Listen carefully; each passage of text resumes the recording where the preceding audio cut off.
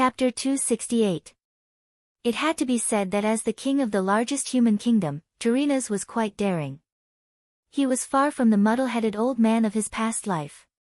Previously, he said that he would marry Princess Kalia to Duque, but in fact, he was just trying to get something out of it. Everyone knew that Princess Kalia had almost no chance of inheriting the throne, because it was passed down through the male line and not the female line. Arthas was definitely the crown prince. The surrounding kingdoms of Lordaeron were all wary of Lordaeron swallowing them, so there was not much chance for their own crown prince to marry Kalia. Kalia's marriage depended on who could bring the most benefits to Lordaeron.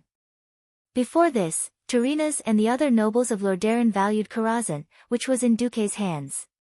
Unfortunately, Duque refused to take the bait, and instead looked like he was obsessed with Aurelia.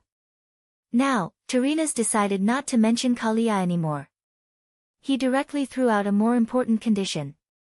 To be honest, if not for the fact that he knew that Lordaeron was likely to die, Duque might have really agreed. Now, it was better to take care of the tribe. If he did not defeat the orcs, all the land and status would be fake. The other three kings were naturally not as rich as Tyrrhenas. Of course, Duque had saved their lives, so they naturally knew how to behave.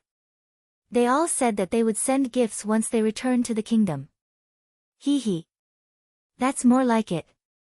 Otherwise, I swear on my pettiness that if anyone dares to not return the favor, I will immediately make life difficult for your army as the Alliance's deputy commander. Then, you can go cry. Duque laughed in his heart.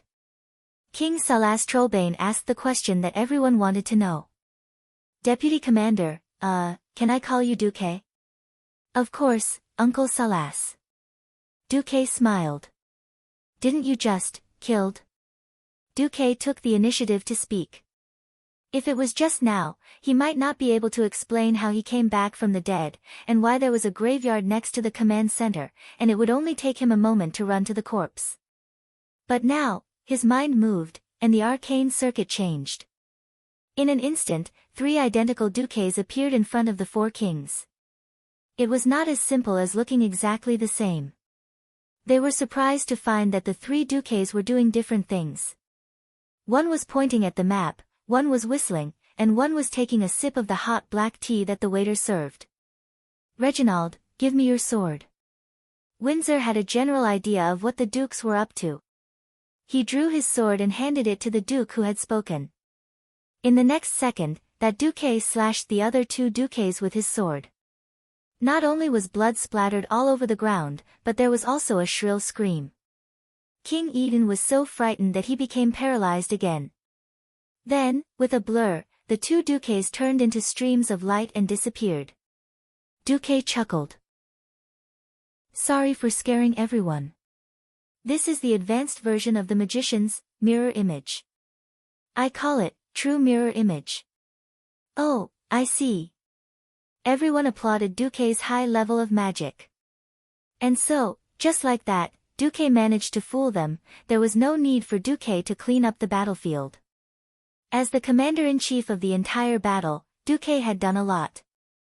When he returned to his house to rest, every soldier and general along the way, regardless of nationality, respected Duque.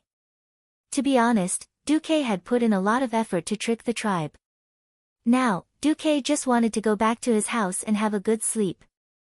At this time, Duque suddenly noticed that in the status bar for Aurelia, there was the word, lightly injured. Demon Queen Aurelia is injured? Duque's heart ached for no reason.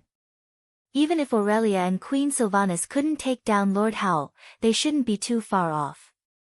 Maybe it was because of the terrain. Duque blamed himself a little. Realizing that Duque had changed his direction, Gavinrad was stunned. Sir, where are you going? I'm going to the elves' encampment. When Duke arrived at the place, he saw the elves lying on the ground in a disorderly manner. The elven archers were all tired after the continuous battle. In less than 2 seconds, the elusive Sylvanas appeared. She tilted her head, blinked, and suddenly sighed. Sorry, I was careless this time. But next time, I'll definitely return the favor, sister. After saying that, he disappeared on his own. Queen Sylvanas, is indeed a little capricious.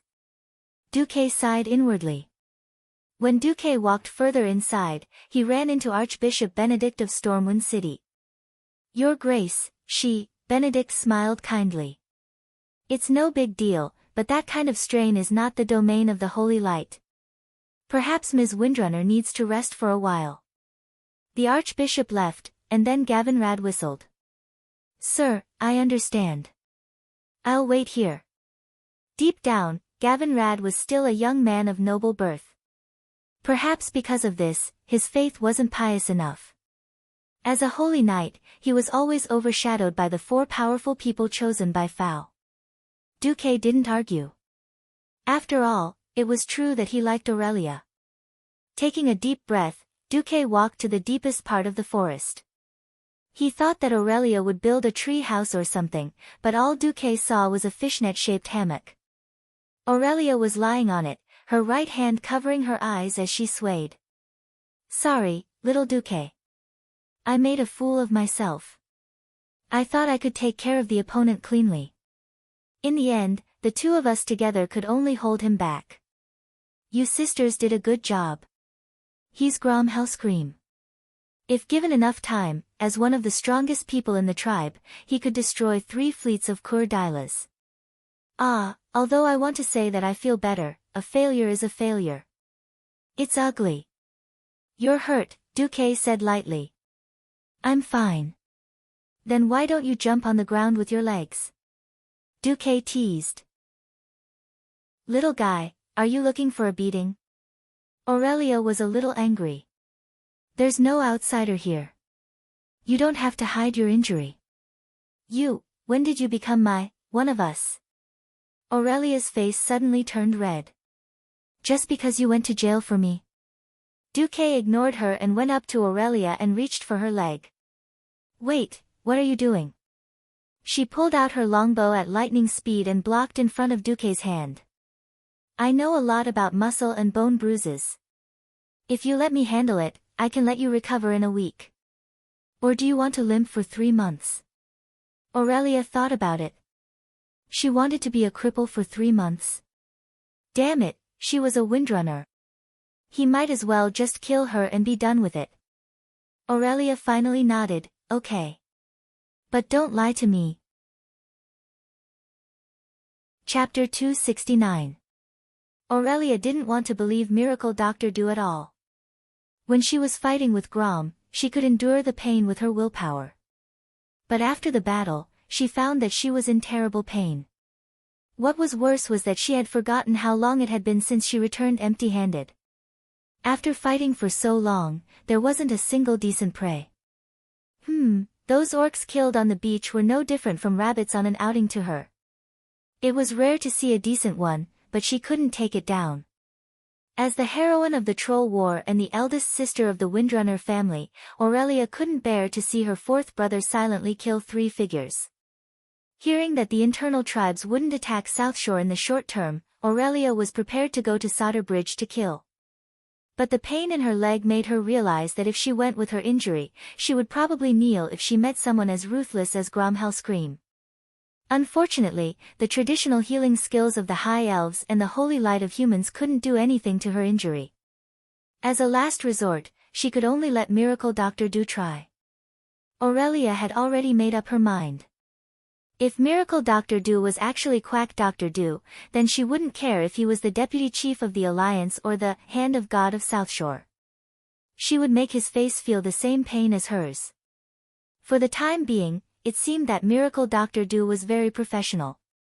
Without moving closer, Miracle Dr. Do asked, which part of your leg hurts, and how does it hurt? Aurelia jumped down on one leg. Her posture was so light that it was almost impossible to tell that she was injured. But from the slight frown on her face, it could be seen that the Great Demon King was in a bit of pain.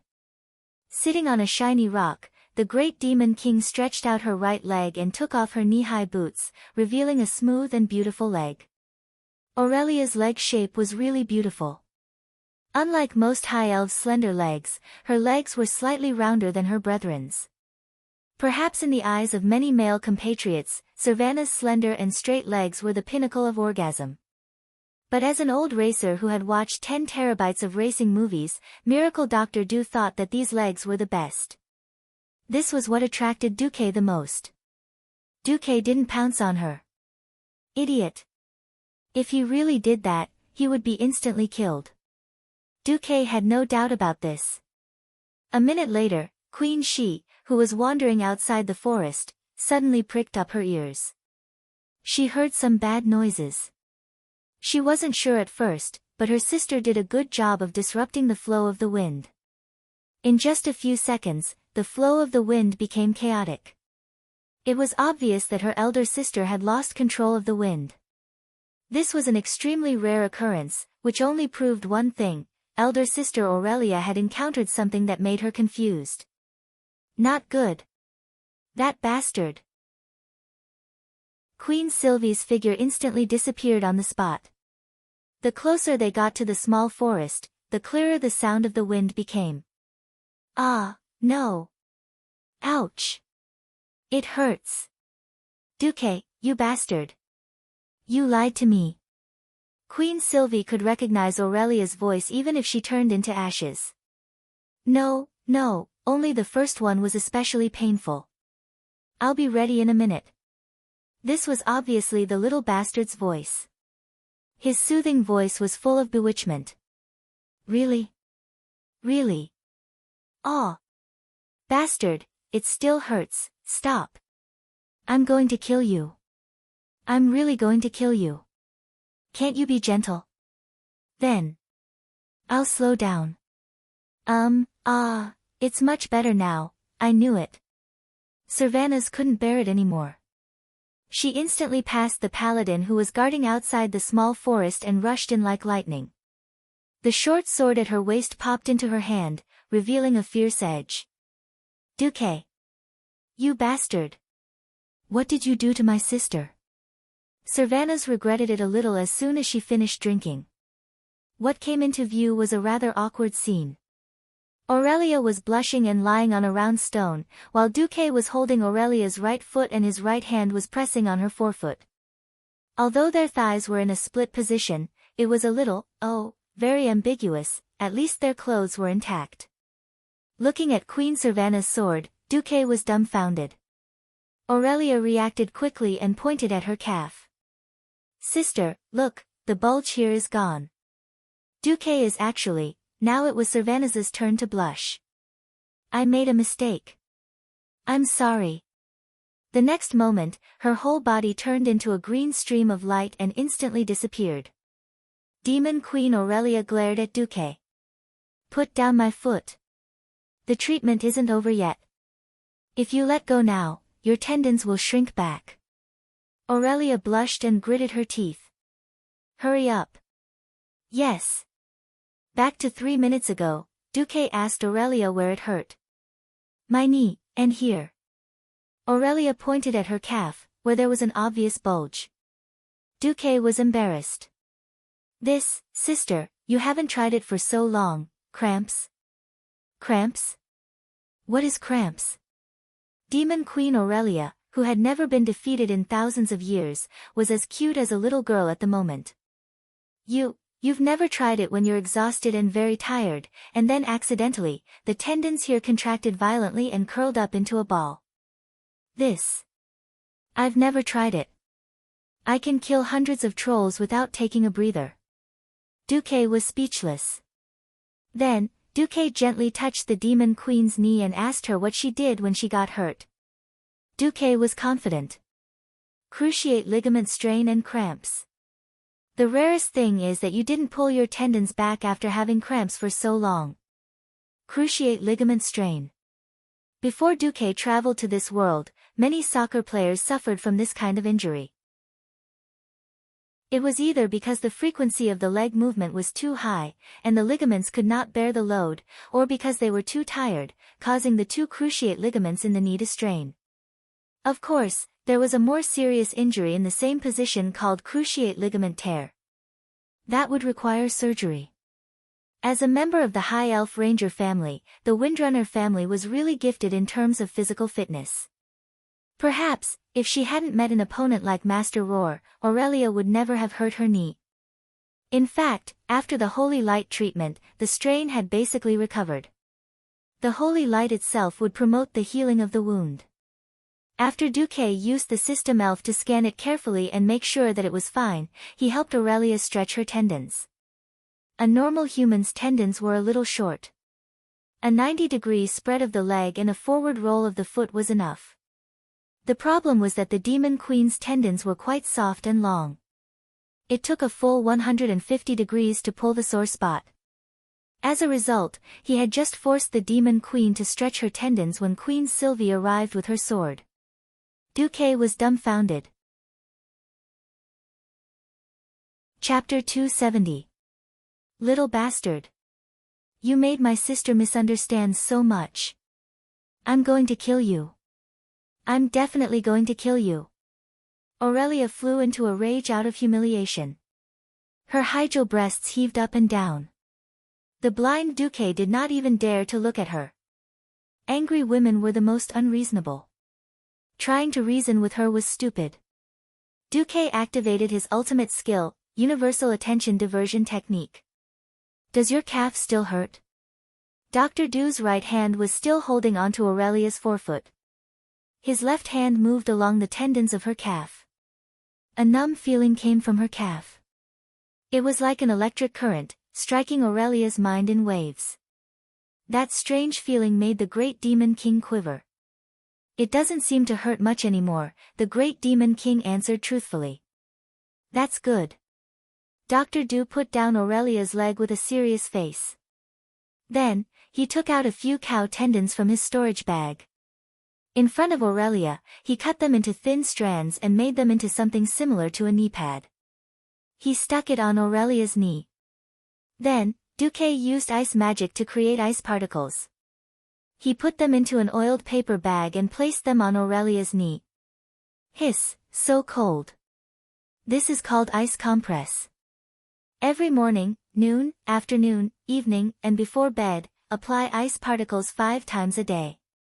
It will speed up the healing of your knee injury, Dr. Du said seriously. Ice compress had a good effect on knee injuries and knee ligament injuries. Don't ask Duque how he knew. Before he transmigrated, there was an animal in Duque's dormitory who was on the football team. That guy died heroically. Then, Duque understood. Are these measures really useful? Aurelia hesitated. Dr. Du revealed a sincere smile. Persist for 3 days. If there's no effect, you're welcome to use a knife to chop me. After Dr. Du finished his treatment, he left in a carefree manner. Aurelia sat on the big rock in a daze for a long time before she suddenly came to her senses. Hey, I seemed to be angry just now. What was I angry about?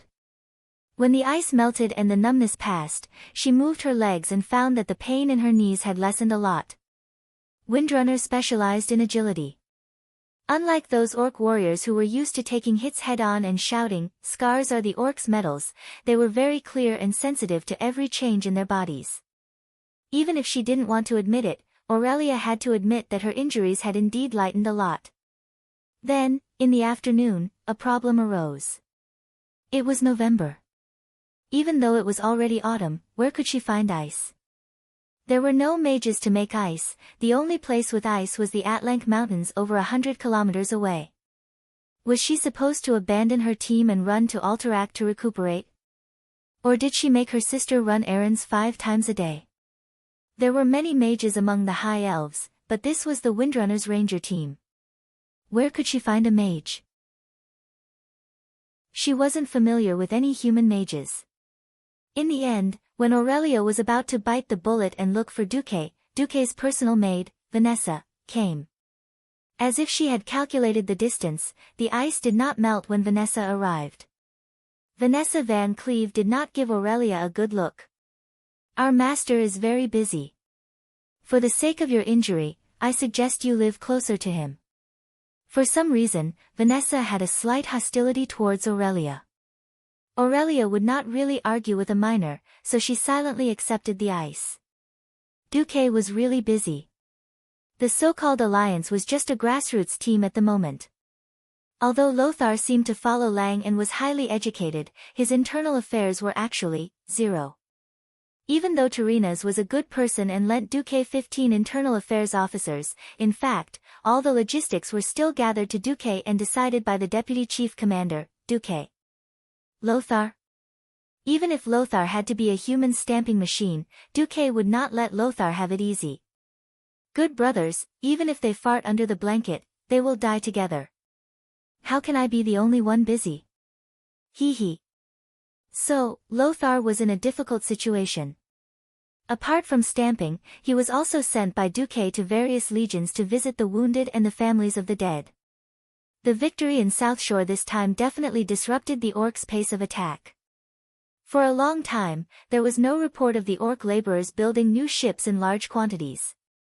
Both the Alliance and the Horde knew that it was impossible to maintain the offensive in the coming winter. This was the last battle before winter. If the Horde successfully landed on the Hillsbrad Hills, then the Alliance would not have a good time this winter. This was because the Dalagen, Gilnis, Alterac, and Torrentberg would all be under the threat of the orcs' attack. On the contrary, the Alliance won a great victory and could at least have a more stable winter. The statistics from this battle were, in the naval battle, more than 1,500 small and medium-sized transport ships were destroyed, and 80 large transport ships with 1,000 people were destroyed. A conservative estimate was about 100,000 Horde people died, but the composition was unknown. In the beach battle, the Horde lost 67,000 laborers and 59,000 official soldiers. Among them, the Warsong tribe lost more than 15,000 people. However, most of the strongest Warsong tribe's main force retreated through the eastern beach. 200,000 Horde people, even the worthless laborers probably accounted for more than 60% of them. This was a shocking victory no matter how one looked at it. Comparatively, the human side suffered very few losses. The heaviest casualties were on the western coast, where the Horde mainly attacked. The Lordaeron people paid a heavy price for this, which was 15,000 deaths. The eastern hill of the Stormwind Kingdom was much better, but 7,000 people had died in battle. Together with other battle losses, the Alliance lost more than 31,000 people, and nearly 20,000 wounded soldiers were permanently out of the battle line. What was more disgusting was that the orcs were a bunch of poor bastards, and there were no spoils of war to speak of. They really did not get any tangible benefits even if they won. When Duque was disposing of the corpses, he ordered them to be pushed into the sea, so that the Murlocs, who had also lost a lot but had no fear of meat, could have a good meal.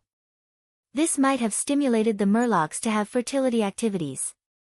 The only good thing was that the Horde's crazy attack proved the orcs' ambition to occupy the whole world.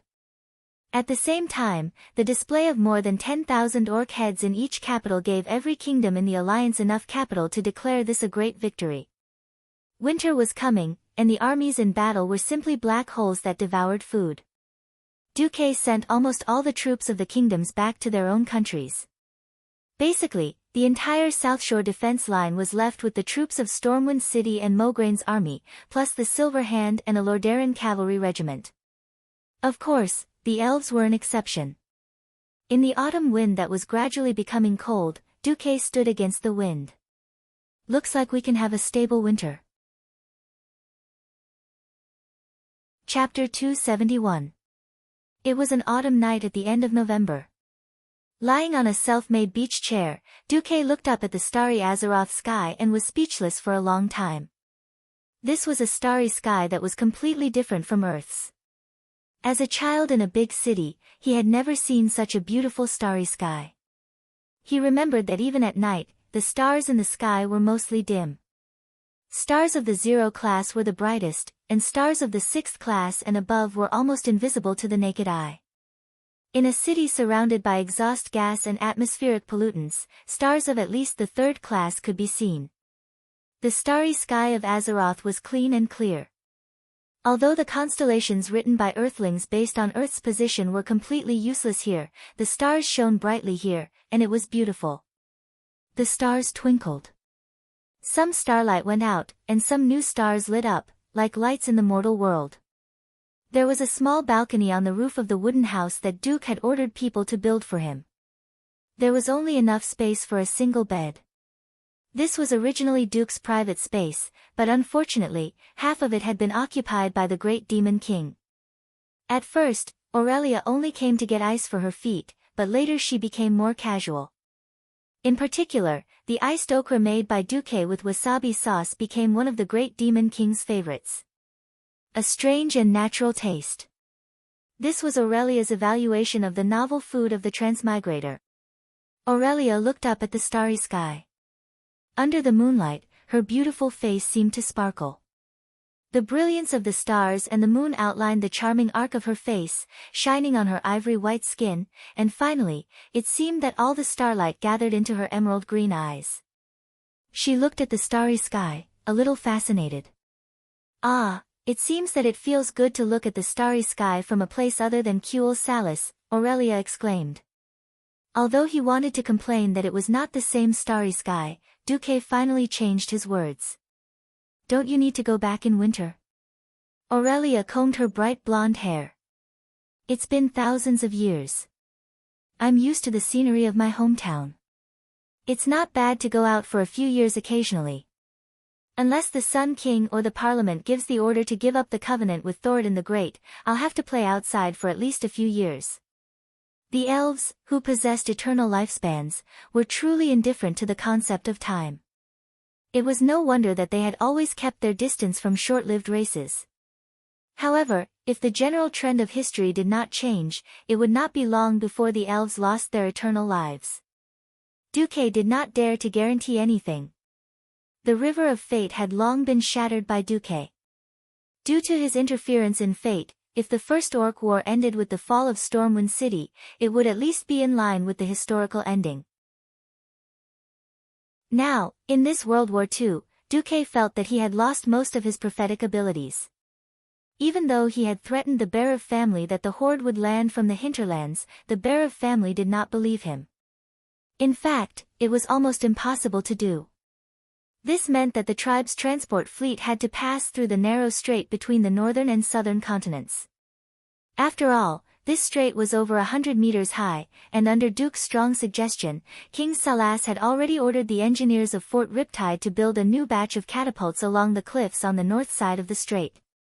The new militia would be in charge of monitoring the entire strait. As long as the tribe's transport ships dared to pass, Duque was willing to bet that the entire tribe's fleet would sink in the strait, blocking the strait. The scene would be spectacular. It was the same for the coast of the Hillsbrad Hills. Previously, Duque was just bullying the enemy, but not now. Before the last bunch of ripe wheat was harvested in the Hillsbrad Hills, Duque had already mobilized the idle people of Stormwind City to start building forts along the entire coastline. The kingdom will not be able to recover in the next 2 to 3 years. In order to ensure the safety of our temporary residents, please do your best to help. The refugees still had lingering fears from the war less than a week ago. For safety, and for the extra food rationed in Duque's work for relief plan, the people sold their labor at a very low price. Under the command of Naga, the Murlocs were building wooden stakes in the shallow waters of the entire coast, greatly reducing the area that could be landed. Moreover, Duque's Murlocs had begun to set up camp in the shallow waters of the western side of Tangarock. After this winter, if the tribe dared to attack again, they would have to face a line of defense that was as hard as a meat grinder. Hey, which direction will the tribe attack from next? Aurelia asked Duque. To be honest, I don't know. In principle, I have already blocked all 3 possible directions of attack. Oh. Unless the tribe builds their ships from the Swamp of Sorrows in the southwest of the southern continent more than 2,000 nautical miles away, as long as they set off from the wetlands opposite South Shore, they can either attack South Shore, cross the strait and Solder Bridge. The last route is to go west around the cape opposite Gilness, and then north to the North Stream coast or the South Stream coast. These 3 routes must be paved with the blood of the orcs. Why can't they conquer the sea route more than 2,000 nautical miles away? Aurelia asked. Because. Duque deliberately kept her in suspense. He took out a piece of okra from the ice bucket, dipped it in soy sauce and wasabi, and was about to put it in his mouth. Who knew that Aurelia would come to snatch the okra? Well, her cherry lips bit down on Duque's hand. Originally, Duque vowed to die rather than submit, but when the great demon king snatched the food, Mount Hyjal happened to swing in front of Duque's eyes unconsciously. And then Mr. Okra died in battle. Ugh, you have big breasts, you're ruthless.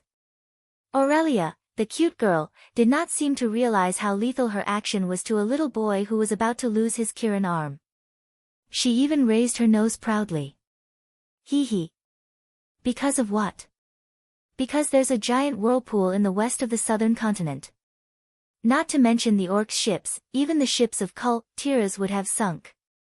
Duke was a little stunned as he answered. Does that mean that the Horde can't even find a place to land? If the Horde doesn't mind setting off from the Gulf of Paladin in the wetlands and being bled all the way to the South Stream coast, they can still land. But how effective it will be is another matter. Duque had completely lost his foresight on how the Horde would land. In the original history, the Horde landed on a large scale and succeeded in one go. They mobilized Lothar's army in the Hillsbrad Hills. Lothar was forced to fight a field battle with the Horde. The result was a draw. Orgrim led the Horde's army to the hinterlands in the northeast, and then went all the way to the High Elves in the north. Now, it was time to see what Orgrim would do.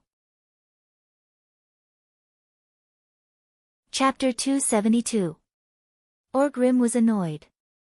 The failure to cross the sea to attack Southshore was a humiliation in his history as a great chief. Even though everyone knew that this was only one of Orgrim's larger-scale probing attacks, it was impossible for them to win. This was because Zhang Ji's 25,000 warriors were the only ones who had participated in the battle. The rest of the warriors were mostly from the smaller clans. But a failure was a failure. The simple and violent beastmen had no concept of feints. Most of them thought that Stormwind City was taken by the Blackhand Great Chief, and that Orgrim had just returned to pick up an empty city. Iron Furnace Castle, which was supposed to be Orgrim's victory, was not completely conquered.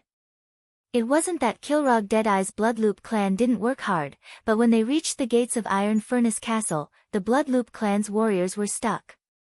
No beastman could withstand that kind of three-dimensional, all-encompassing cannon fodder attack. Many times, a hole suddenly appeared in the mountain wall, and fatal shots, guns, or even cannons would shoot out from inside. His greatest achievement was pushing through the gates and almost entering the dwarves' core area. Then, the warriors that killed their way in were met with the dwarves' steam tanks and various cannons. Those beastman warriors were killed just like that. This had nothing to do with courage, it was purely a matter of battle philosophy. Just now, news came that Orgrim had failed again. The scouting fleet that came back from the Swamp of Sorrows was that the fleet that he had painstakingly built was almost completely annihilated, and not a single ship could return. From the shore to the deepest part of the sea, a huge whirlpool that spanned the entire area. Orgrim felt that the beastman's luck had run out, even though he didn't really believe it.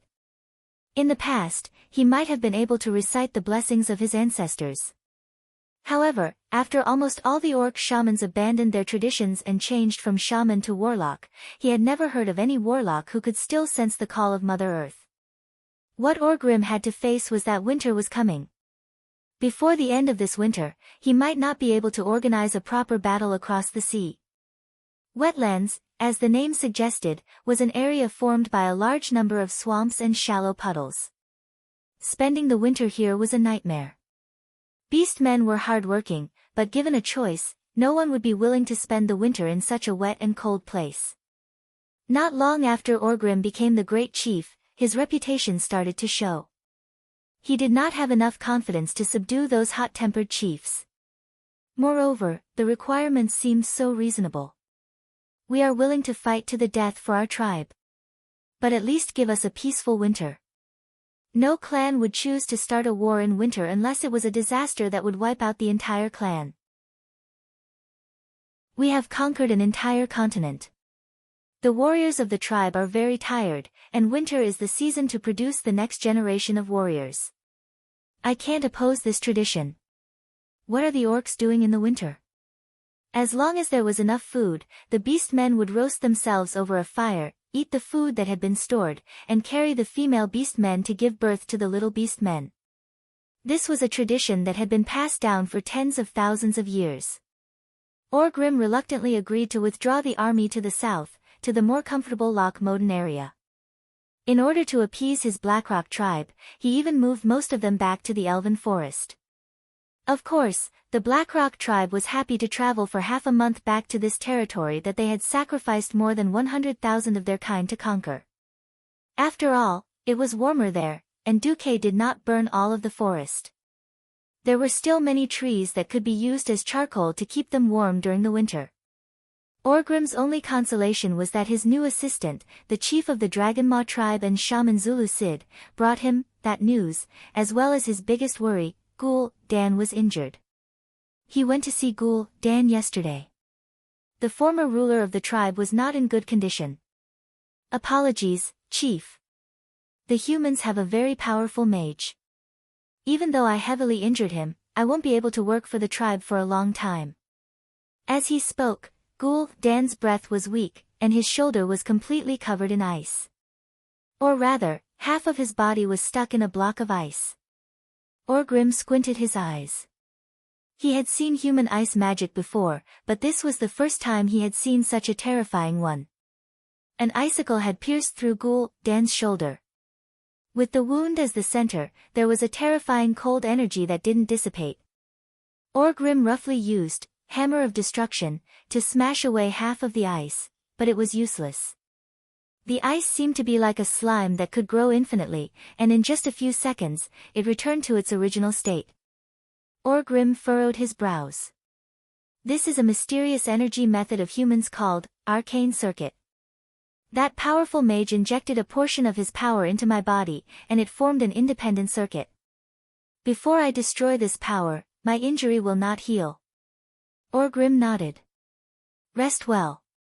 Orgrim left after saying this. He did not even ask Ghoul Dan to provide more death knights. Who knew that as soon as Orgrim left, Ghoul Dan would sneer. In front of his confidant, the twin-headed ogre warlock Google, the ice on his shoulder shattered with a loud bang. The seemingly extremely cold and powerful icicle was now stuck in Ghoul Dan's shoulder like a small piece of chopstick. Orgrim, you fool who doesn't know what power is. Very well, go back to your war. I still have other things to do. Because of your relief, I will have more freedom to focus on these things. I will continue to play the role of a loyal warlock who was wounded for the glory of the tribe. But I swear, this will not be forever. Soon I will get what I seek, and then you and the tribe will disappear from my sight forever.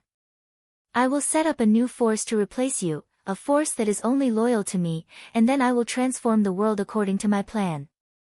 Ha ha ha ha. Ghoul Dan laughed wildly. His laughter greatly encouraged the remaining warlocks of the Shadow Council. After Orgrim left, he went straight to the Dragon's Roar tribe's encampment with his guards. Next to the Patriarch's tent, Orgrim saw a thin and wrinkled old beast man, but there was still a pair of sharp brownish-red eyes under his gray and tattered braid. Zulu hid. Orgrim shouted. The old beast man shaman looked towards the source of the voice and found that it was the great tribal chief calling his name. He immediately stood up and pushed away the wine glass and large plate placed in front of him. Chapter 273. Doomhammer. Unlike Ghoul Dan's humility, Zulud didn't bow, and Orgrim didn't mind either. After all, Zulud was a tribal chief, the leader of the Dragonmaw tribe. He was also a shaman, the only shaman who accompanied his tribe after coming to this world. Furthermore, Orgrim felt more comfortable talking to a typical beast man like him. It was because of the shaman's strange prophecy, or rather, the things he could provide that Orgrim was very interested in. How's that going? Doomhammer didn't bother with pleasantries and directly took the wine cup Zulud handed over. The wine inside was very good, and the human blood that flowed into the cup made it even more delicious. It's done. Great chief. Zulud opened his smelly mouth and let out a smile that seemed like a declaration of victory. Take me to see it. Now. Immediately. Orgrim couldn't wait any longer. Of the two attacks, one was a complete defeat, and the other was a complete failure. Orgrim deeply felt the bottleneck of the beastmen. As the most knowledgeable beastman, and also the one with the highest position, Orgrim knew that the era of the beastmen conquering the world was over. Understood. Please follow me. Zulud called for Orgrim to mount his warg. Not long after, they arrived at the southeast side of the wetlands. This place was called Grimbader, as the dwarves called it. It used to be a dwarven stronghold, but now it belonged to the Dragonmaw tribe. While the rooms in the dwarven stronghold were large enough for the dwarves, it wasn't friendly to most of the beastmen. Zulud had most of his tribesmen who had nothing better to do expand this place. The stronghold was well equipped, and it was built inside the mountains, making it easy to defend. This was very important because there was a killing machine here that could break through the damned defenses of the humans.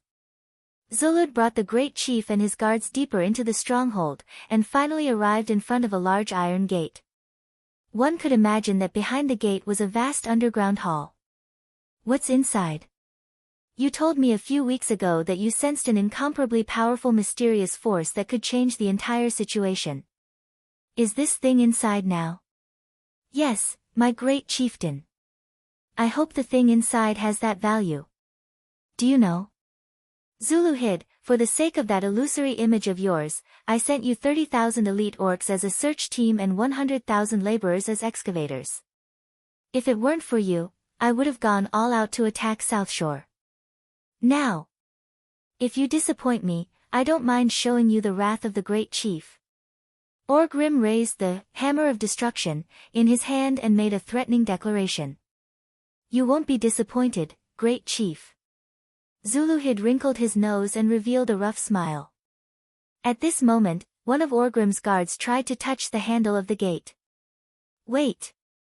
The Dragonmaw tribe's chief issued a stern warning. He took out a strange thing from a large bag on his waist. It was a huge and ordinary-looking golden disc. He raised the disc high up in the air. I am the master of Demon's Soul, and I order you to appear in the name of my master. Guardian. It was hard to tell if Zuluhid was using the shaman's power or not. In any case, in the eyes of the great tribal chief and the dozens of orc guards, they could only see countless sparks surging from the huge iron gate, gathering into a figure in the void in front of the iron gate. The figure gradually became clearer. It was a tall and strong humanoid figure wearing unfamiliar bone armor. Its top looked like a demon's skull that had lost its skin and flesh, but it was burning with flames. Its eyes were balls of black flames. This strange existence floated in front of them. It was as tall as the orcs, but it looked sluggish. It emitted an indescribable power and a sense of vigilance. We want to go in. Zulud said as he raised the Demon's Soul in front of him and pointed at Orgrim and his guards. He was telling it that we included those creatures.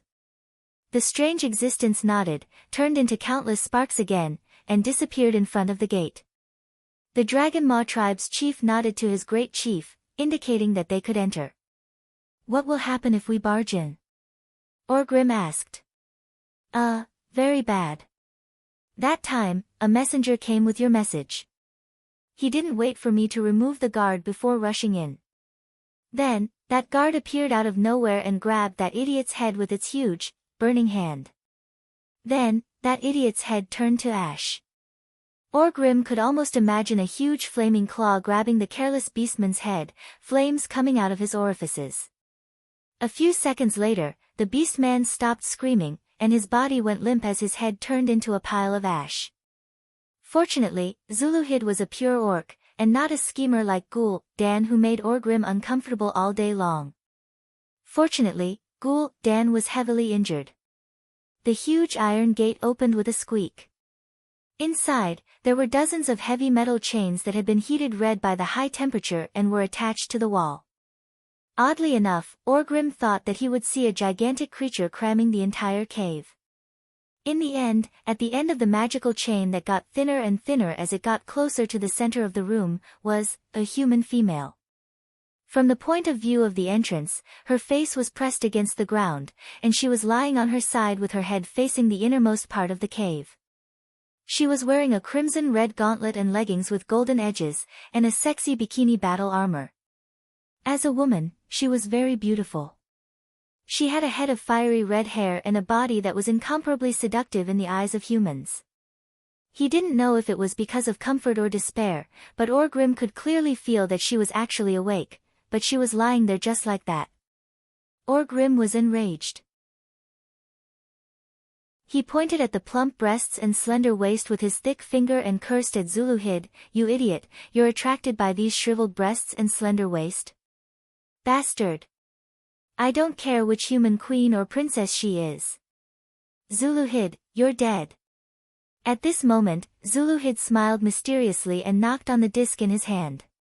In the next moment, the seemingly human woman and the chain rapidly grew in size together. A few seconds later, Orgrim recovered from his shock.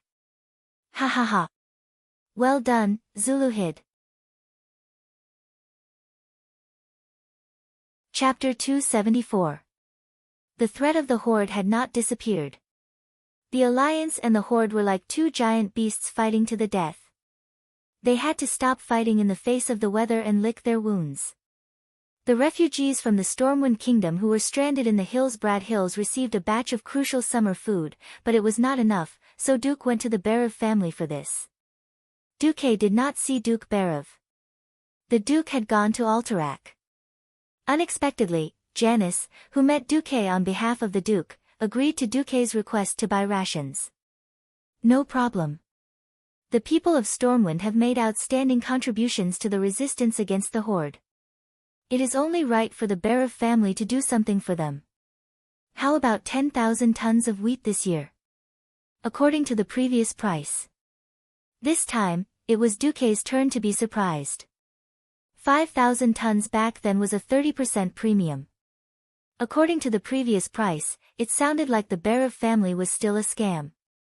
But this was not the time.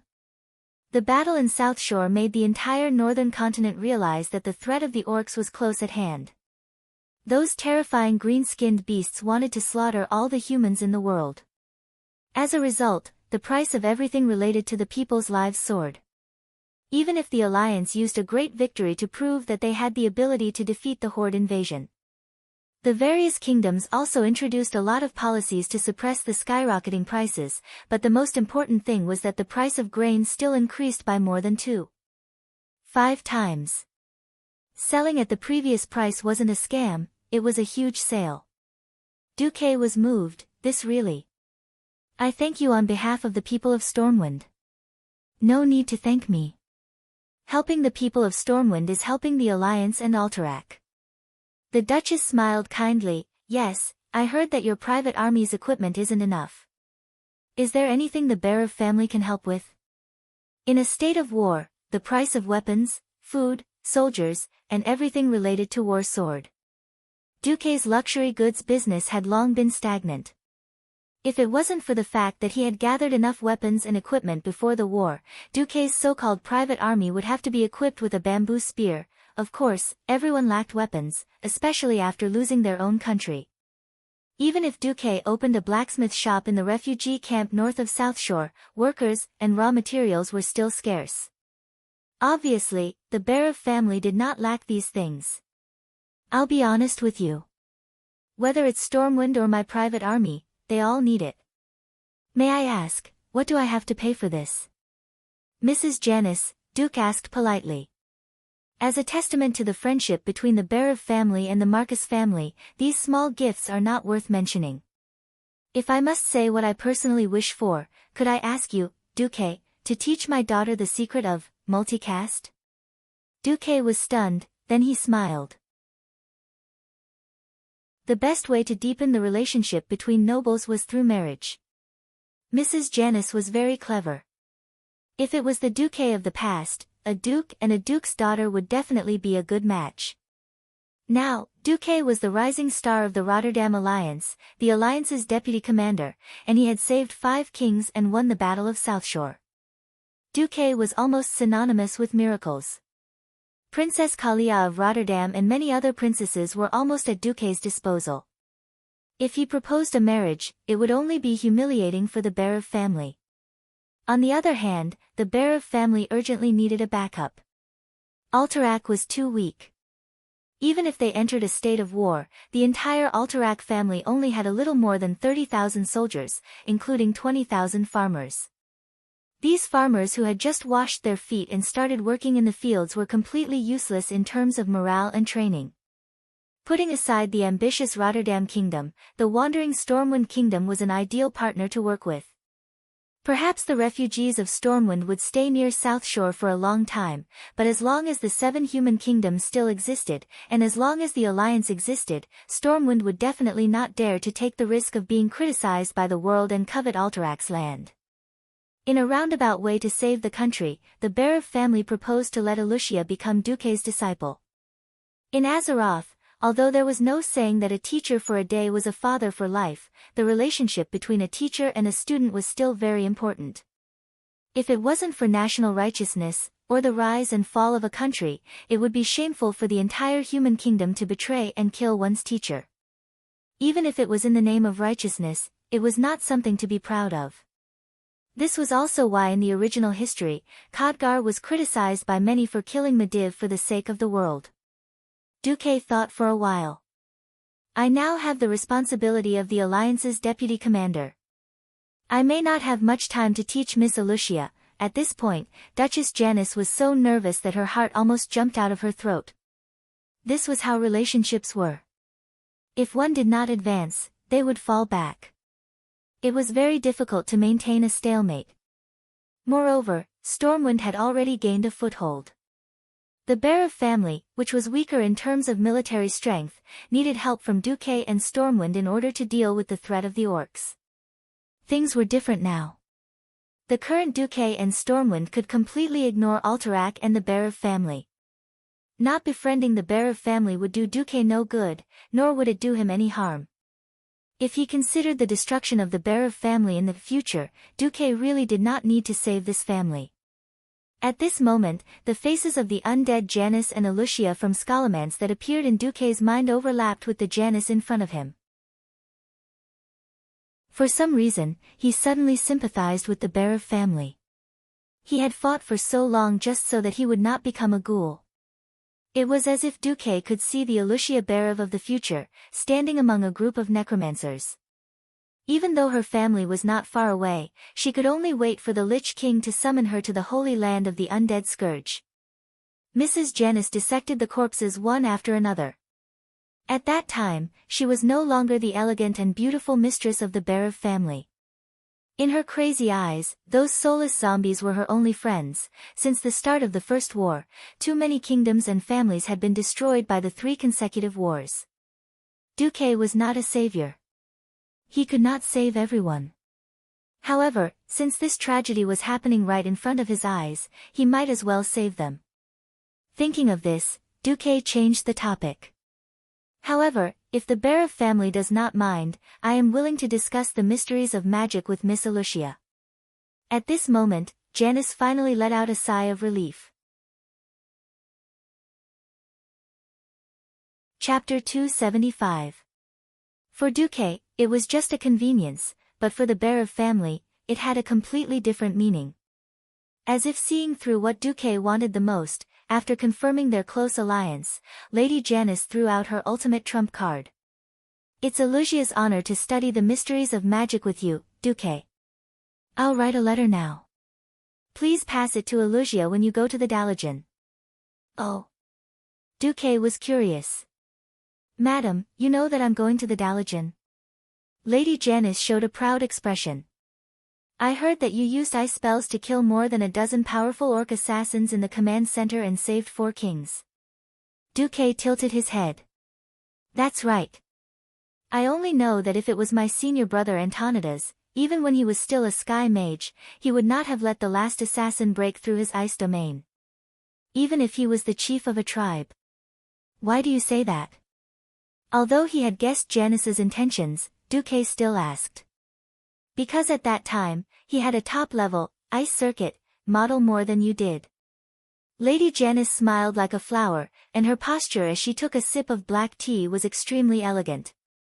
Duque seemed to see an equally elegant fox tail wagging behind her. This was where Janice was smart. From the perspective of forming an alliance or deepening friendship, the conditions she gave Duque before could not be considered generous or costly. She and the Berev family certainly hoped to have Duque as external aid, but at this time, it seemed that the Berev family did not necessarily need Duque's support. To some extent, this was also a test. If Duque refused, then naturally, the top-level, ice circuit, model would not have anything to do with Duque. If Duque agreed like this, it would be a pleasant surprise. Janice did not add this bargaining chip when she made the request, because she did not want this to become a pure transaction. In exchange for the Berev family's gift, he wouldn't help the Berev family at a critical moment. After figuring this out, Duque didn't have any ill feelings towards Janice. This kind of, if you respect me, I'll respect you tenfold, method. Duque didn't hate it. Moreover, Lady Janice was smart enough to figure out what he wanted. She was indeed quite intelligent. I told senior brother Antonidas long ago that I wanted him to pass the ice circuit to Alucia. As half of Alucia's master, I think you, Duque, should help Alucia with her research. Janice summoned her servant and wrote a letter in her own handwriting, handing it to Duque. Thank you so much, madam. Just like that, Duque brought Janice's handwritten letter to the Daligen. It was different from the last time he came in the middle of the night. This time, although Duque took advantage of this rare free time to pay a visit of a more personal nature, Duque's status was completely different now. Previously, Duque's magic had not been proven to the 5 northern countries. Now, Duque was a big shot who had truly secured the position of the deputy commander of the alliance. Therefore, the person who led the team to receive Duque was Prince Kale, that's one of the 6-member council members who remained in the Daligen. Welcome, Commander Marcus. At this time, Kale, that was still the role model of the High Elf. He was gentle and elegant, and he gave off a feeling of a spring breeze to anyone he met. Moreover, he deliberately hid the word deputy to make him appear more mature. Everyone liked to be flattered. Kale, that's name, which seemed to have slipped out, was actually a slightly exaggerated compliment. Hee, when you say that, I almost think that Commander Lothar is here, Duque replied without a trace. There's no need to be humble. Everyone knows your contributions to the alliance. Seeing that Duque was not snubbed, Kale, that's did not deliberately sow discord between Duque and Lothar. He changed the topic and said, actually, many mages in the Daligen are fascinated by your spellcasting skills. If you have time to come to the Daligen to teach or hold seminars, I'm sure many mages will join the Royal Mages in Stormwind because of your reputation. Oh. It's not good for me to poach mages in the Daligen like this, right? Duque was slightly tempted. In the Daligen, all mages are equal and free. Mystics pay attention to fair trade. In order to explore a more profound world of magic, so what if I give up a moment of freedom? Just as everyone can freely choose whether to join the Daligen's direct mages, the Daligen will not mind free mages joining Stormwind or becoming your followers, Your Excellency. How about it? Do you want to consider it? If Kale, that's flattery at the beginning had gone too far, then this time, Kale, that's proposal could be said to be a tailor-made and wonderful proposal. It immediately touched Duque's heart. Abducting mages for free. He did not need to cultivate them himself. He could just take away a semi-finished product and train them himself for a year and a half. When the time came, even if they were not flashy enough, they could still be scary. Duque was really tempted. This time, Duque was sincerely grateful to Kale, that's Kai. Sorry, Kale, that's, thank you very much. I think I'll find some time. Before that, I want to see Antonidas first. Please follow me. Kale, that's finally confirmed that he had redeemed the little bit of unhappiness at the beginning and had successfully gained Duque's favor. It was reasonable to say that as the Prince of the High Elves, Kale, that's could completely ignore Duque on the surface. But one should not forget why Kale, that's had come to the Dalajan to study and then stayed for so many years. He could not return to Kuel's Salis even though he was about to go moldy. The story behind this was the power struggle between his father, the Sun King, and the Silvermoon Council. Having seen the customs of the two worlds, Kale, that's had long become extremely mature. In particular, there was no harm in having a good relationship with Duque, the powerful deputy commander of the alliance. Moreover, he and Duque also had a strange sense of closeness. It was a kind of closeness that seemed to come from the same source. Walking on the streets of the Dalajan, Duque felt very strange. This was a Dalajan that had not been destroyed. Although it was not as wonderful as the Dalajan that floated in the air in the future and was known as the City in the Sky. Now, this Dalajan was even bigger and more historical. This wonderful city located south of Lake Lord Emir was a combination of wisdom, power, grandeur, beauty, art, and mystery. It was the brightest pearl of the entire continent and even the entire world. Once, almost all the human mages in the world studied the magic they learned from the high elves here. And the mysterious and elegant white towers all over the city showed the wisdom, ambition, status, and power of the mages. If Duque had not inherited Karazhan, perhaps Duque would have considered building a mage tower here. As Kale, that's led the way, he introduced everything here to Duque. At this moment, a very beautiful blonde girl came in front of Duque. "Hello, Your Excellency Sky Mage Duke Marcus. I am Jaina Proudmoore." Chapter 276. In the world of Azeroth, there were two heroines that no one could avoid. The Alliance's Jaina. The Horde's Sylvanas. In the world's crisis after crisis, the two of them may not have played the most important role, but in every event, they were indispensable. Duque had mixed feelings about Jaina. Perhaps in the future, Jaina would still walk on the path that seemed to be destined to be difficult. She would watch her rumored boyfriends die one by one, watch the entire northern continent be destroyed by the Scourge army and forced to move west to the Kalimdor continent. In order to deal with a greater threat, to ensure peace with the Horde, she would be forced to commit patricide. She would continue to go astray in every attack. In the end, Theramore, which she had managed for half her life, was flattened by an Azeroth nuclear bomb. Everyone who trusted and supported her was killed, and her hair turned white overnight. She became the evil Jaina who did everything for the Black Horde and didn't care about the current situation. If that was the case, Jaina would undoubtedly have a serious conflict with Duque, who was a supremacist of the Alliance. But at this moment, Jaina was still a 12-year-old lowly. She had a delicate face that seemed to be carved by God. She had a small chin, clear blue eyes, soft blonde hair that just passed her shoulders, and a curvaceous body that had yet to fully develop. She was a classic beauty that was off the charts. Sigh, 12 years old. Before Duque's transmigration, this was the age where he would have to be punished. Perhaps she already had a lot of thoughts of love and peace in her heart, but it was only at the level of a young girl's fantasy. Perhaps she would still become the Holy Mother in the future, but at this moment, she was still a 12-year-old girl. Lowly had 3 good things. No. Actually, with Duque's current status in the Jianghu, he was not inferior to Jaina at all. In other words, if Duque wanted to, he could totally adopt Jaina, change her name to Ailey, and teach her what it meant to be an Onibaba. Cough cough. You must be joking. Duque was not such a person. He had always believed in his own integrity. Look, if necessary, he could loudly declare 3 times without hesitation. I'm not a Lulakan. I'm not a Lulakan. I'm a Lulakan. There seems to be something wrong with the 3rd time. Forget it, in life, there are as many troubles as the stars in the sky, don't mind these small details. Kale, that's could not help but smile when he saw that Duque was stunned after seeing Jaina.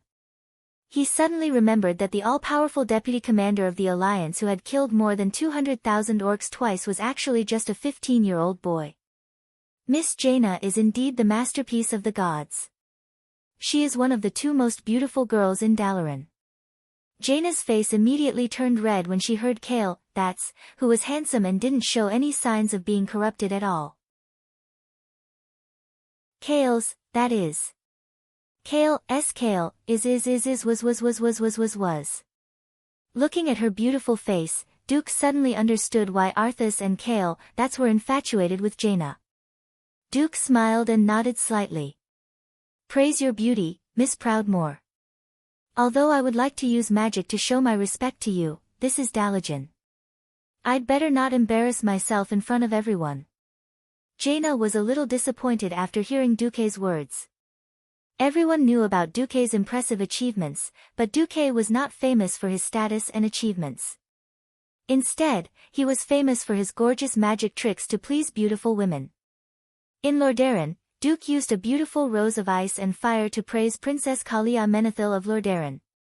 In Southshore, Duke had used an illusory ice crystal rainbow divine song, Ode to Joy, to promote Aurelia Windrunner's beauty to the point that almost everyone in the Alliance knew. Men worshipped heroes' invincible and unparalleled achievements. Women, on the other hand, loved heroes' gorgeous tricks. Duque did not know that there was a widely acknowledged saying among the upper-class ladies, only those who had been praised by Duque with the most dazzling magic were truly stunning beauties. Firstly, she was quite confident in her beauty. Secondly, Jaina wanted to see what kind of hero this man, who had been repeatedly recruited by her father and almost became Kurtira's horse, was.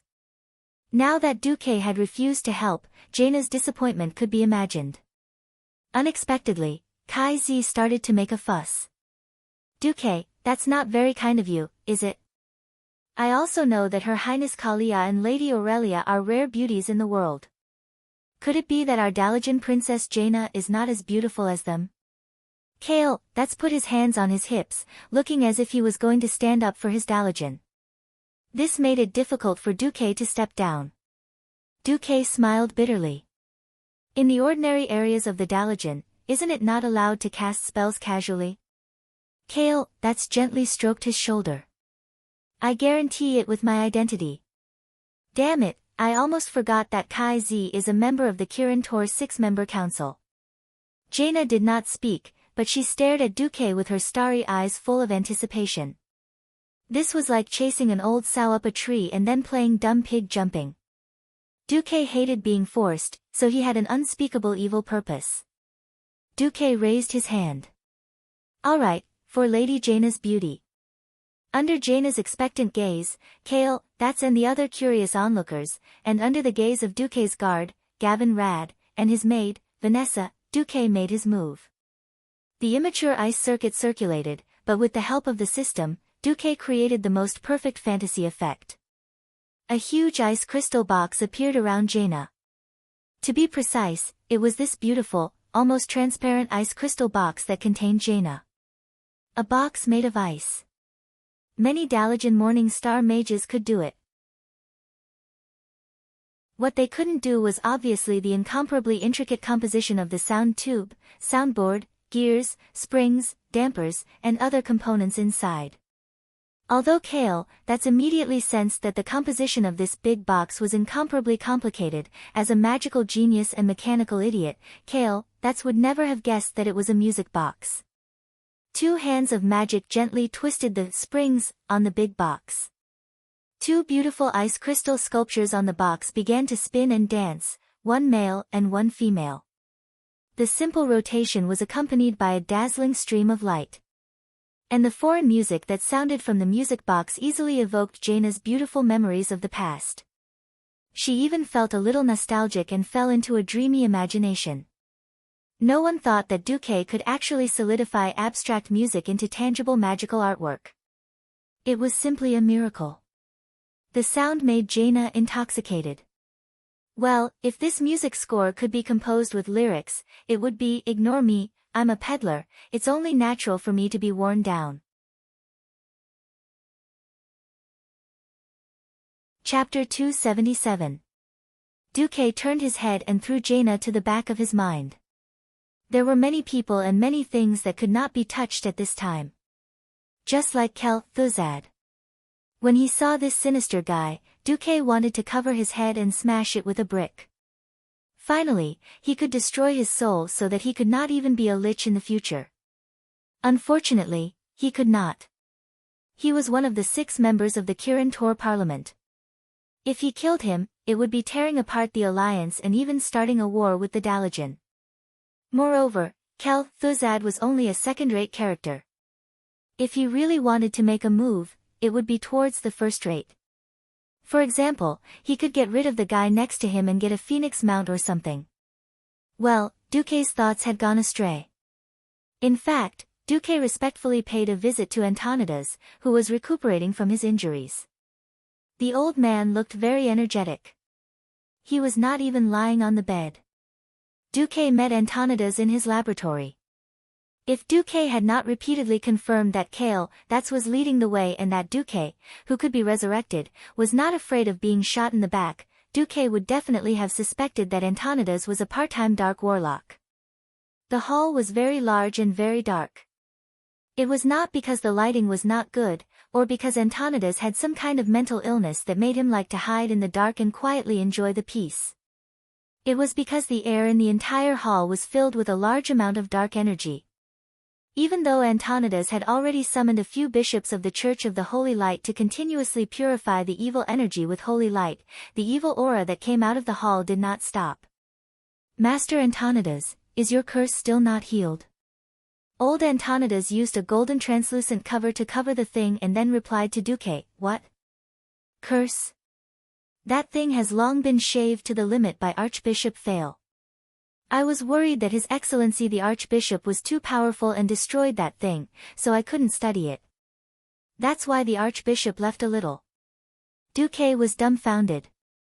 He saw that Antonidas had used a mysterious method to separate the curse that was almost branded on his soul and place it in a mirror image of himself for magic research. "Doesn't it hurt when your soul is separated?" Duque asked. Soul separation was definitely 100 or 1,000 times more painful than someone using a saw to slowly cut off your hand. Duque didn't know how Antonidas had done it. The white-haired old mage stroked his beard. "There are some things that you'll get used to after doing it too many times. For the sake of research, this was nothing. Besides, aren't you also using soul separation? I've heard about your demonstration against King Eden. You didn't leave a trace of your soul in the mirror image, so how could you perform such precise operations? Your mirror image avatar was destroyed by that sword saint. You must be in pain, right?" Seeing Duque's expression as he recalled the pain, Antonidas thought that he had guessed correctly. "It hurts a little," Duque answered honestly. A perfect misunderstanding. Duque's mirror image avatar really wasn't controlled with his soul. However, being stabbed by the Fireblade clan's chief, Dal, with his triple blood blade was truly painful. The system genie didn't detect his existence at all, and the protective shield that the system genie had released for him in a fraction of a second was unable to block it. As for Duque himself, because he hadn't mastered the ice circuit, he didn't have the ice barrier that was commonly known as a refrigerator. After coming to the world of Azeroth, Duque realized that spells or skills that could give you a short period of invincibility and protect you from any damage were not easy to obtain. The invincibility of a holy knight had to be truly recognized by the holy light. Similarly, the mage's ice barrier was the same. Of course, Duque could make ordinary ice. But in the face of absolute attack power, the hardness of ice was just a joke. To achieve that temporary invincibility, it was already close to the realm of domain power. For this, a top-grade ice circuit was indispensable. Otherwise, even if he learned it, it would only be a weakened version of ice barrier that only gave 2 or 3 seconds of invincibility. How could Duque bear this? At critical times, 1 extra second was life. Oh, no, that was moral integrity. Either he didn't learn it, or he learned the best. "Did you come here to see if this old man can still fight?" All right, I was wrong. I shouldn't have abandoned my duties to the Alliance and secretly come here to do research. The next time that Ghoul Dan comes, I promise I'll take action. Of course, it's also fine if it's someone of that level. Antonidas stuffed a magic beacon into Duque's palm. Activate the beacon. I'll be there in a minute. Duque was a little speechless, but after thinking about it, it made sense. As the dignified Dalajan chairman, he definitely wouldn't need him to take action against any random enemy. The fact that he was willing to come at his beck and call was already giving him a lot of face. Besides, a Breaking Dawn mage who could teleport to any place on the continent at any time really had the capital to be willful. Duque didn't have much to say. Antonidas looked at Duque, who refused to leave, and blinked. Is there something? Or do you also want to study this unknown mysterious curse? Why don't you be my assistant? I'm very interested in how you use Hand of Magic. I can give you the treatment of a morning rank assistant. Duque was embarrassed. He scratched his head. Duque still took out the letter that Lady Janice wanted him to send to Antonidas. Actually, Lady Janice asked me to give you a letter. Seeing the fire seal on the letter and the unique magical security method that lingered on the envelope, Antonidas, this old man, blushed slightly. He took the envelope with both hands, opened it impatiently, and then, the old man's face collapsed. It was an expression of laughter and anger. Antonidas seemed to want to get angry, but he didn't know whether to laugh or cry. In the end, he gave in. The ice circuit model, right? That little girl really knows how to extort. Alright, it's my fault. This reason barely makes sense. Alright, here you go. Antonidas waved his right index finger over his temple. Duque suddenly saw a series of mysterious, ice-blue magic runes appear on his temple. The continuous runes formed a small ribbon that wrapped around Antonidas' index and middle fingers.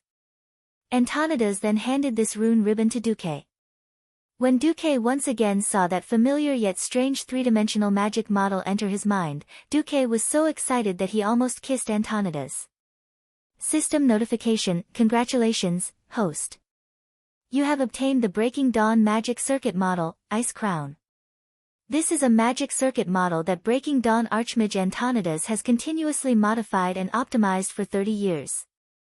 After comparing it with Anastrian Sunstrider's Arcane Fire Circuit, the circuit has no flaws. The circuit model is rated as S, perfect. It can increase the ability of the ice magic circuit by 108 times or more. It is recommended to practice it immediately.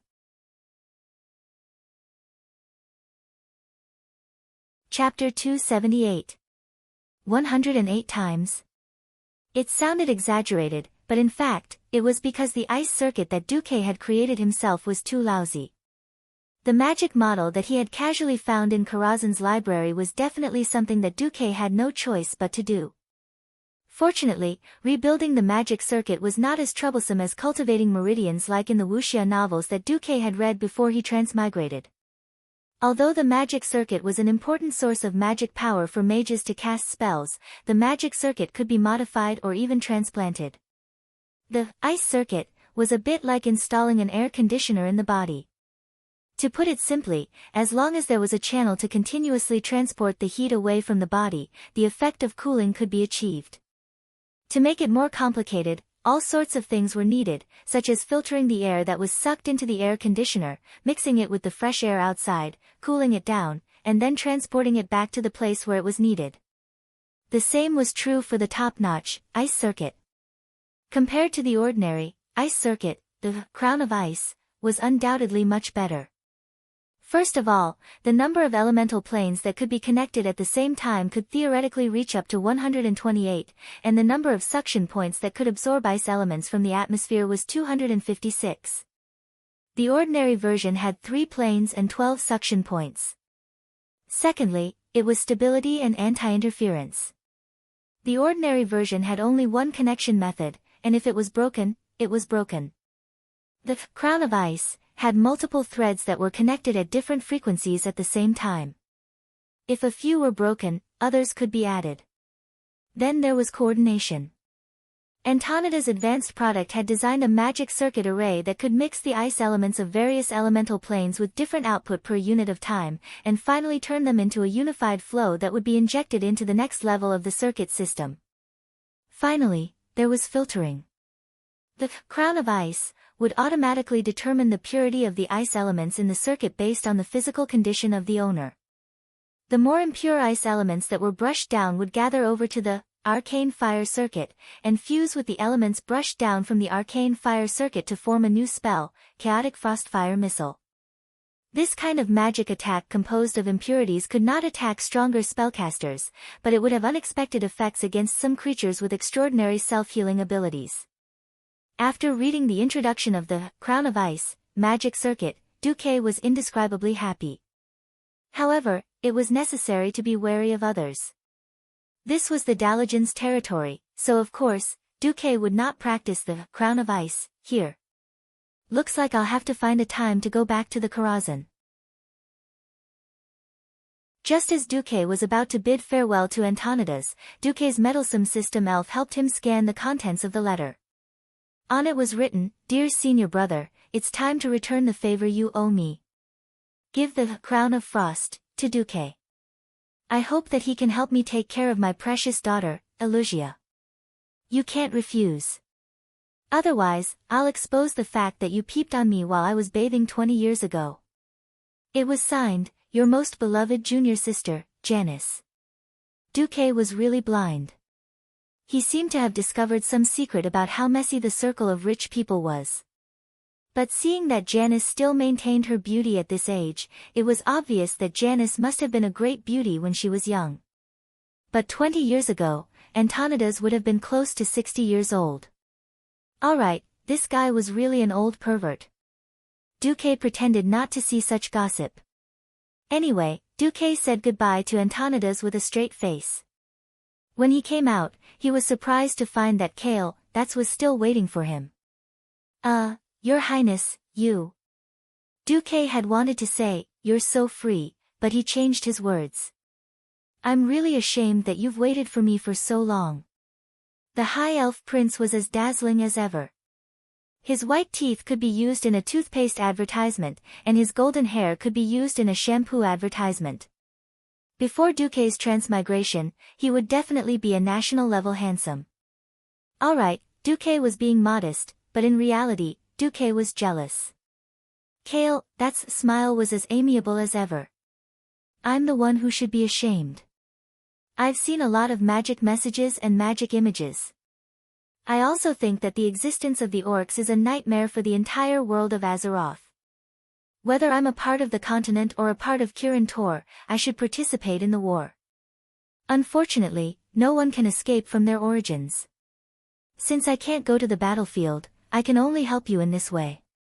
Because this is also helping the Alliance." Duque suddenly sighed. Kale, was indeed a good young man. If not for the series of tragedies and conspiracies surrounding him in his later life, he would definitely be the kind of person who was a good student when he was young, one of the top 10 outstanding youths when he grew up, and an idol like him when he was older. Alright, Duque took back the idea of killing this guy and making him drop a phoenix or something. For now, thank you for your help, Your Highness. If possible, I hope you can call me Kale, and I also hope to be able to call you Duque. Alright, Kale, Duque, is there anything else you want to do? Could you help me find Miss Elusia Barov? She seems to still be in class. I can get someone to inform her. However, I know a good place to drink tea and chat while waiting for Miss Barov. Good idea. What Kale, said was indeed a good place. Duque didn't know how to describe this place. Generally speaking, this hotel, called the Magic Hotel, had functions of dining, entertainment, and gatherings. This hotel next to the Dalajan Central Square was more like an elegant salon. Sitting in a private room on the second floor of the hotel, looking at the same purple brick pattern under his feet, and then looking at the purple houses in the distance, it really had a different flavor. This was the Dalajan city before it was destroyed. This Dalajan city could be said to be of the same architectural style as the Sky City that floated in the sky in the future. Most of them were purple torch-like pillars or towers, fire-shaped or circular roofs, with torch-like golden edges and long white pillars below. It looked a bit like the Middle Eastern architectural style before Duque transmigrated. Sipping the faint red wine, he looked at the mages and magic apprentices coming and going below. Duque listened attentively. Almost everyone was talking about magic or magic-related things. There was almost no topic about the orcs. It was completely impossible to see that the dark clouds of war had enveloped the entire northern continent. Very peaceful, isn't it? Kale, that's asked. Yes.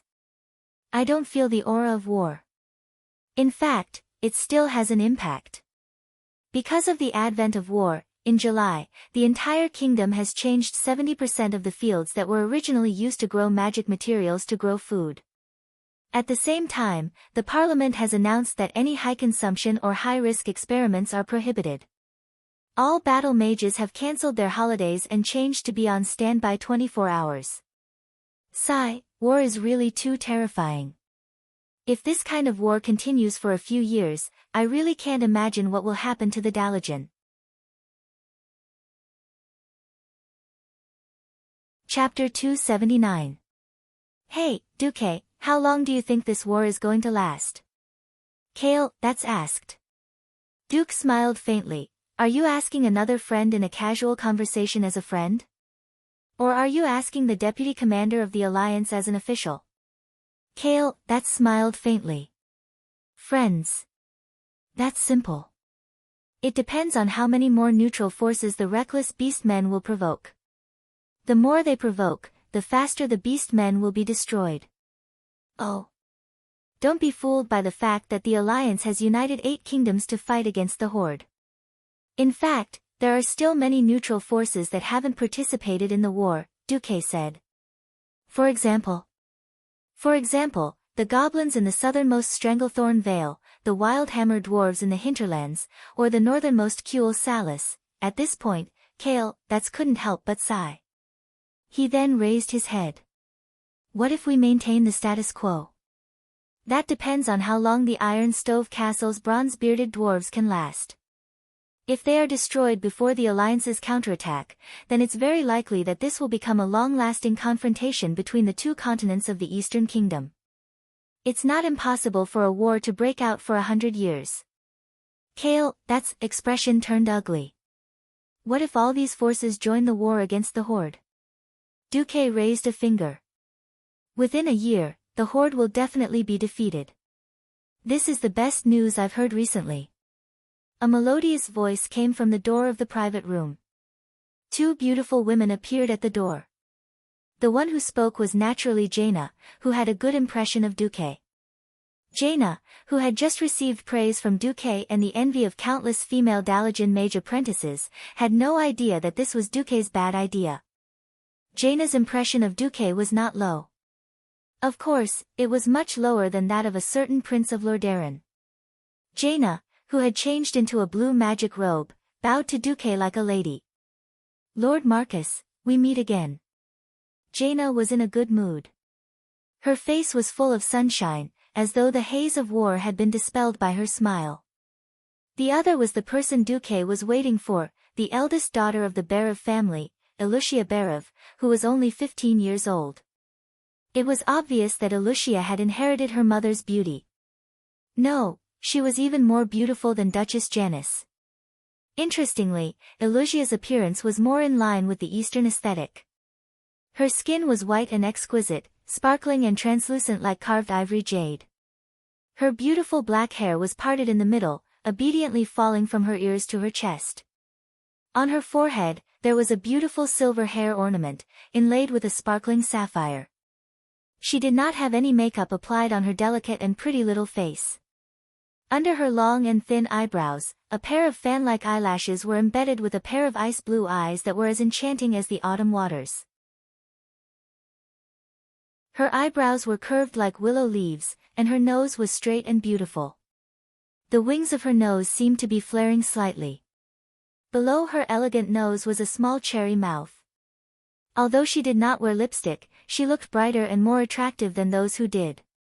Her well-defined lips were rosy, like ripe cherries ready to be picked at any time.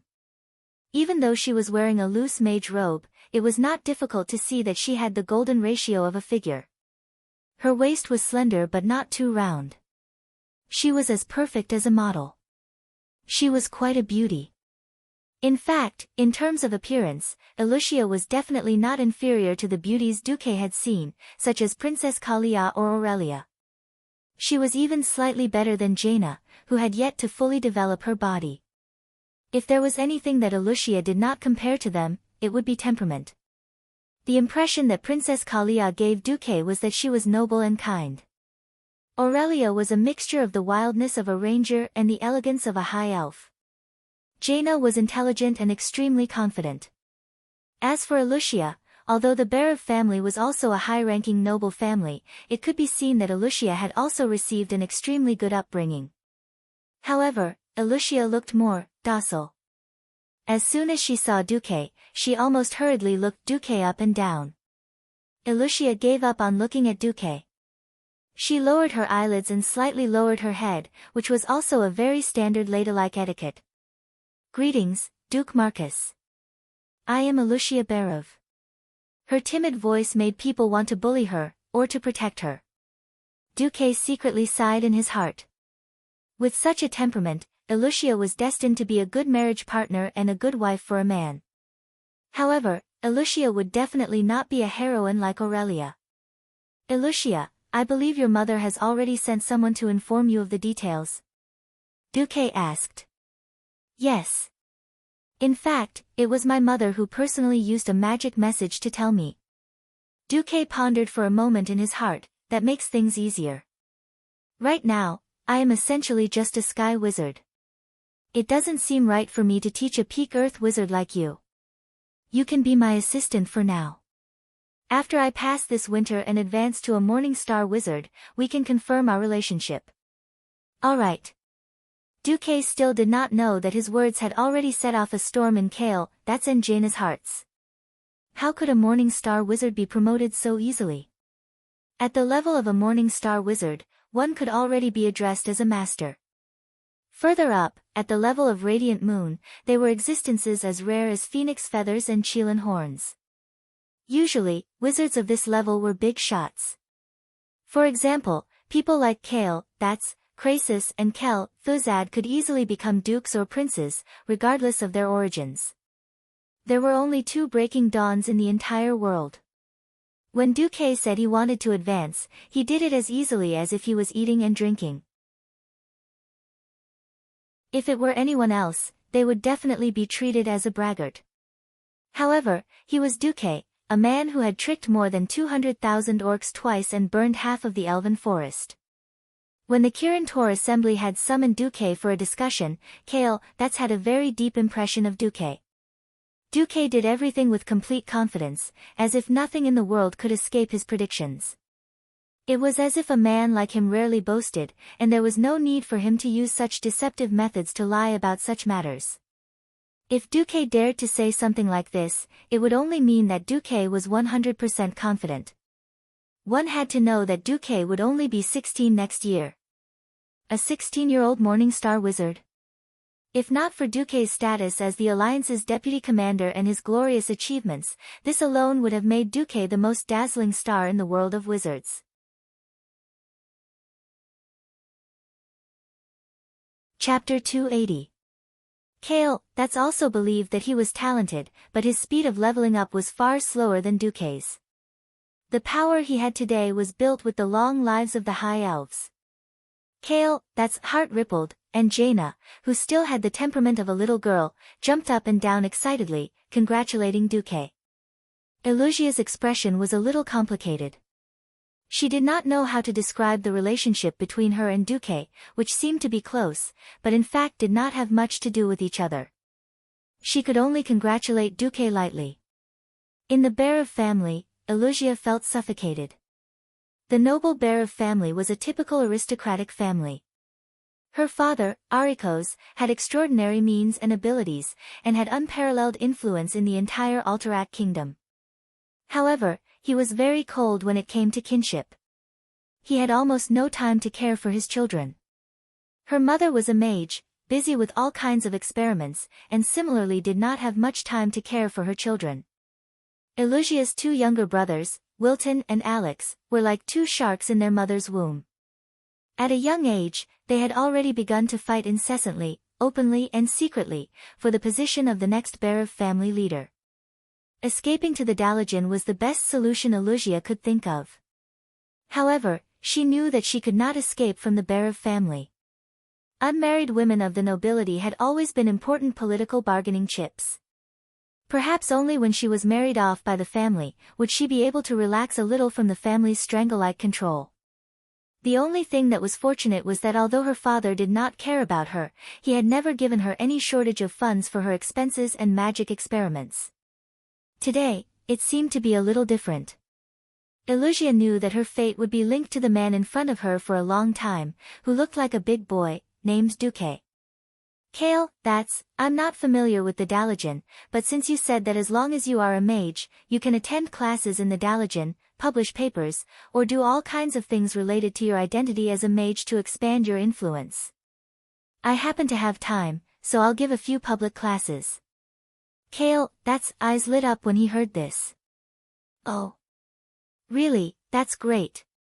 What class do you want to give? What's the topic? Duque smiled mysteriously. Basic practice of multicasting, and heat transfer theory of fire. Duque saw that Elusia's body trembled. These were her mother's excuses for letting her study with Duke. The eldest daughter of the Berev family raised her head in bewilderment. She did not know why Duke had chosen to be a guest lecturer at such a time. Kale, knew that it was because of his suggestion that Duke had decided to expand his influence and work hard to rebuild the Stormwind Kingdom's mages. Dalaran had an academy that was open to the public. As long as one paid a low fee, they would teach apprentices with magic aptitude the basics of magic. After a few years of screening, those who passed the test would officially become advanced apprentices or beginner magicians, and they would be allowed to enter a higher academy to further their studies. At this point, the Dalajan's learning and research would become quite liberalized. Basic magicians were allowed to study different subjects according to their talents and preferences. They could also study under the tutelage of any magician who was registered in the school. There was a precondition, the equivalent exchange that mages respected the most. Apart from the public classes that were advertised, all of the classes had to be paid. The academy would evaluate the practicality of the subject taught by the lecturer, the theoretical content, the standard of the lecture, and many other factors, and then set a price. The apprentice had to pay for it. Of course, if one wanted to learn more advanced content, they would have to pay the price of becoming the lecturer's disciple. Lecturers also had all sorts of requirements for apprentices. Some wanted money, some wanted the apprentice to provide spellcasting materials, and of course, most wanted the apprentice to be their experimental assistant. Of course, the children of rich families had it easier, but the children of poor families often had to work. Acolytes also had various ways to earn the necessary money. For example, the simplest way was to sell oneself to the Dalajan Mage Guild, sign a contract, and work for them for years in exchange for money. They either worked as mercenaries or created magic items to sell. There were both opportunities and responsibilities. This was the Dalajan. It wasn't an exaggeration to say that as long as Duque showed enough strength, it wasn't impossible to recruit another group of mages. After all, the Stormwind Mage Guild only existed in name. All the mages added together could only fight 12 people. This was just the number of people in a small team. Apart from Duque and the retired old man Norton, everyone else was an earth mage. Duque smiled and wrote down a few advertising slogans. A duel of magic isn't as simple as you think. Still thinking about how to make a bigger fireball to defeat your opponent? Then you're out of date. The legendary mage who burned 100,000 orcs, Duke Marcus, will teach you multicasting. Once you learn it, you can definitely beat other mages of the same level. The three audience members looked at it and their faces turned pale. Arrogant, egotistical, and absolutely subversive. This was because, in the traditional Dalaran mages' teachings, the lecturers mostly taught how to deal with opponents who were also mages. They mostly taught how to build a magic shield and then bombard each other with a bigger fireball to destroy the opponent's shield and achieve victory. What? A big fireball couldn't defeat the opponent? Then it must be because your fireball wasn't big enough. There was no enemy that a big fireball couldn't defeat. If there was, then 2 fireballs would be enough. Now, Duque actually overturned all the arguments of these academic lecturers. If this wasn't subversive, then what was? If it was anyone else, they would definitely be criticized for being sensationalist, but Duque had a lot of achievements to back him up. Whether it was the battle against the demons in Karazhan and killing Medivh, the burning of the Elven Forest, the rescue of 50,000 elite soldiers with the ice ship, or most recently, the rescue of 4 kings from a large group of Orc Sword Saint assassins with his own strength. All of them were dazzling achievements. Before there was better and more sufficient evidence to prove that Duque couldn't do it, no one could refute Duque. No one would be stupid enough to think that Duque was an academic mage. Duque was classified as a typical practical mage. No, to say that practical mages were weak. Because a practical mage could often fight 10 academic mages. Duque gave people the feeling that he was the kind of guy who wanted to fight 100. In the shortest amount of time, the news that the Alliance's deputy commander Duke Marcus was going to publicly teach practical magic in the Dalagen spread like wildfire throughout the Dalagen in the shortest amount of time.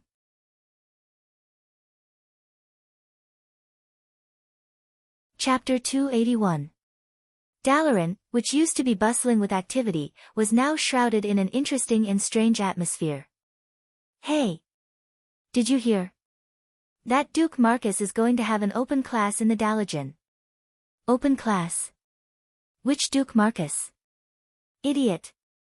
He's the deputy commander of the newly established Lordaeron Alliance, Sir Marcus. Ah!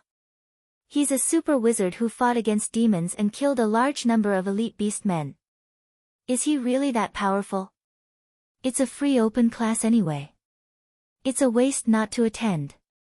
Any wizard who was a sky wizard or above was qualified to attend the open class in the Dalagen's high-level magic academy. Every day, there would be announcements of all kinds of open classes on the academy's bulletin board. Because of the favoritism of a certain elf prince, and because Duque was sufficiently famous, Duque's open class was placed on the front page of the magic bulletin board all over the academy. Not only did it have a dazzling red border, but there were also many hands of magic, which symbolized Duque's signature skill, releasing fireballs to attack the image of a scarecrow. Naturally, this attracted a lot of attention. The Dalagen would decide the grade of the open class in a very simple way, and that was through student voting. Any apprentice or wizard could press their magic seal on the bulletin board to show their interest in the class. The day before the class started, they had to go to the Dalagen's curriculum system to confirm the class. The academy would confirm the location of the class the night before according to the number of people participating in the open class. The result of Duque's open class was, of course, popular. It was very simple, Duque was famous enough. He killed the demon king Sargeras, the successor of Karazhan, the Duke of Stormwind, the deputy commander of the Alliance, the youngest peak sky wizard of the current generation, the victim of 200,000 beast men, and the wizard who could best use magic to coax peerless beauties. Any one of these could attract the attention of apprentices and wizards, not to mention all the glory and fame. The result of the unprecedented popularity of registration was that the number of applicants far exceeded the capacity of any Dalagen lecture hall. The Kirin Tor Council, which was actually Kale, had no choice but to announce that official mages would be given priority to attend the class, and the remaining places would be given to apprentices. They would be ranked according to their results, and the best batch of apprentices would be given the right to attend the class. 3 days later, more than 12,000 people attended Duque's lecture in the Dalagen's largest central lecture hall. The auditorium, which originally had a capacity of 10,000 people, had an additional 2,000 standing tickets. The auditorium was packed with people. As the central auditorium of the Dalagen people, its specifications were definitely off the charts. Even Duque was flabbergasted by the things that seemed scientific but were actually unscientific. For example, a sound transmission spell that could surround the entire auditorium would allow the voice on the podium to be clearly transmitted to every corner of the auditorium. Another example would be a huge magical image. In the auditorium of 10,000 people, Duque was just a small person to the friends sitting at the top of the mountain. But behind the podium, there was a huge screen that was as tall as 20 meters, which could magnify Duque's figure to an imposing extent. Even the audience in the last row could clearly see the hair on Duque's face. As for the central auditorium, it was usually only used in two situations. The first was the annual opening and ending ceremony of the Daligen. Large numbers of apprentices, their attendants, friends, and followers would fill the auditorium. The other was when an important figure would give a lecture or a speech to the entire Daligen. In the past 10 years, only Antonidas had enjoyed such treatment. Now, there was a situation that could be considered as the second one, Duke. In terms of battle achievements, Duque was definitely qualified. However, Duque only had the magical undulations of a sky mage, which made many morning star mages very unhappy. When Duque arrived at the scene with Elusia, someone immediately made a move. As soon as Duque went on stage, the wooden floor under his feet seemed to be under unimaginable pressure and was creaking. It wasn't just the wooden floor. The stone wall, the curtain, the door, and the huge glass window not far from Duque were all trembling as if they would fall apart at any moment. Elusia's face instantly turned pale. Prince Kale, who had arrived early in the first row in support of Duque, furrowed his long golden eyebrows. Spiritual attack. It was a common method for mages to test the strength of their opponents. For a moment, Kale, wanted to stop it, but he immediately gave up. Respect was not something that could be obtained by talking big. Duque enjoyed almost the same lofty treatment as Antonidas, so he naturally had to bear the corresponding pressure. Even though Duque was also a mage, and the Daligen welcomed any mage to study in this sacred land of magic, Duque was, after all, not one of the Daligen. After inheriting Karazhan and the inheritance of the guardian Mediv, who had once stood against the Daligen, it was inevitable that Duque would be viewed with hostility by the Daligen mages. In a sense, as a member of the Kirin Tor Council, Kale, should also help those guys. In the end, Kale, chose not to help either side. In the eyes of the group of Morning Star mages, a single Morning Star mage was enough to make Duque, a sky mage, depressed and make a big joke of himself. It would be best if Duque left, so that an outsider would not be able to strut around here. No one would have thought that in the field of magic, Duque was actually an out-and-out weirdo. In terms of the quality of mana, Duque was indeed lacking. In other aspects, Duque completely surpassed most Morning Star mages. What was spiritual force? The definition of ordinary spiritual force would not be discussed here. In the field of mages, the strength of spiritual force reflected a mage's maximum mana recovery speed, the strength of magic, and the ability to use magic. Logically speaking, Duque should not be too strong. However, when Duque released his spiritual force, the expressions of all the mages in the first 10 rows changed. In their field of vision, there was nothing but a smiling Duque. However, in the perception of spiritual force, the hundreds of mages seemed to see a gigantic creature suddenly pouncing out from Duque's body. It was not the simple form of condensing spiritual force into an awl or a net, like most mages. The spiritual force creature formed from spiritual force had a pair of enormous wings that spanned a full 15 meters. Every time the wings flapped, the turbulence of spiritual force was like a storm, sweeping across the entire auditorium in the tens of rows above. The high temperature of the spiritual force easily caused the temperature in the air to rise. With just a flap of the wings, it dispersed the spiritual force of the Morning Star mage who had provoked it. Following that fellow's blood-curdling scream, he went limp in his chair and even lost control of his bladder. All the high-ranked mages gasped at the same time. What kind of spiritual force is this?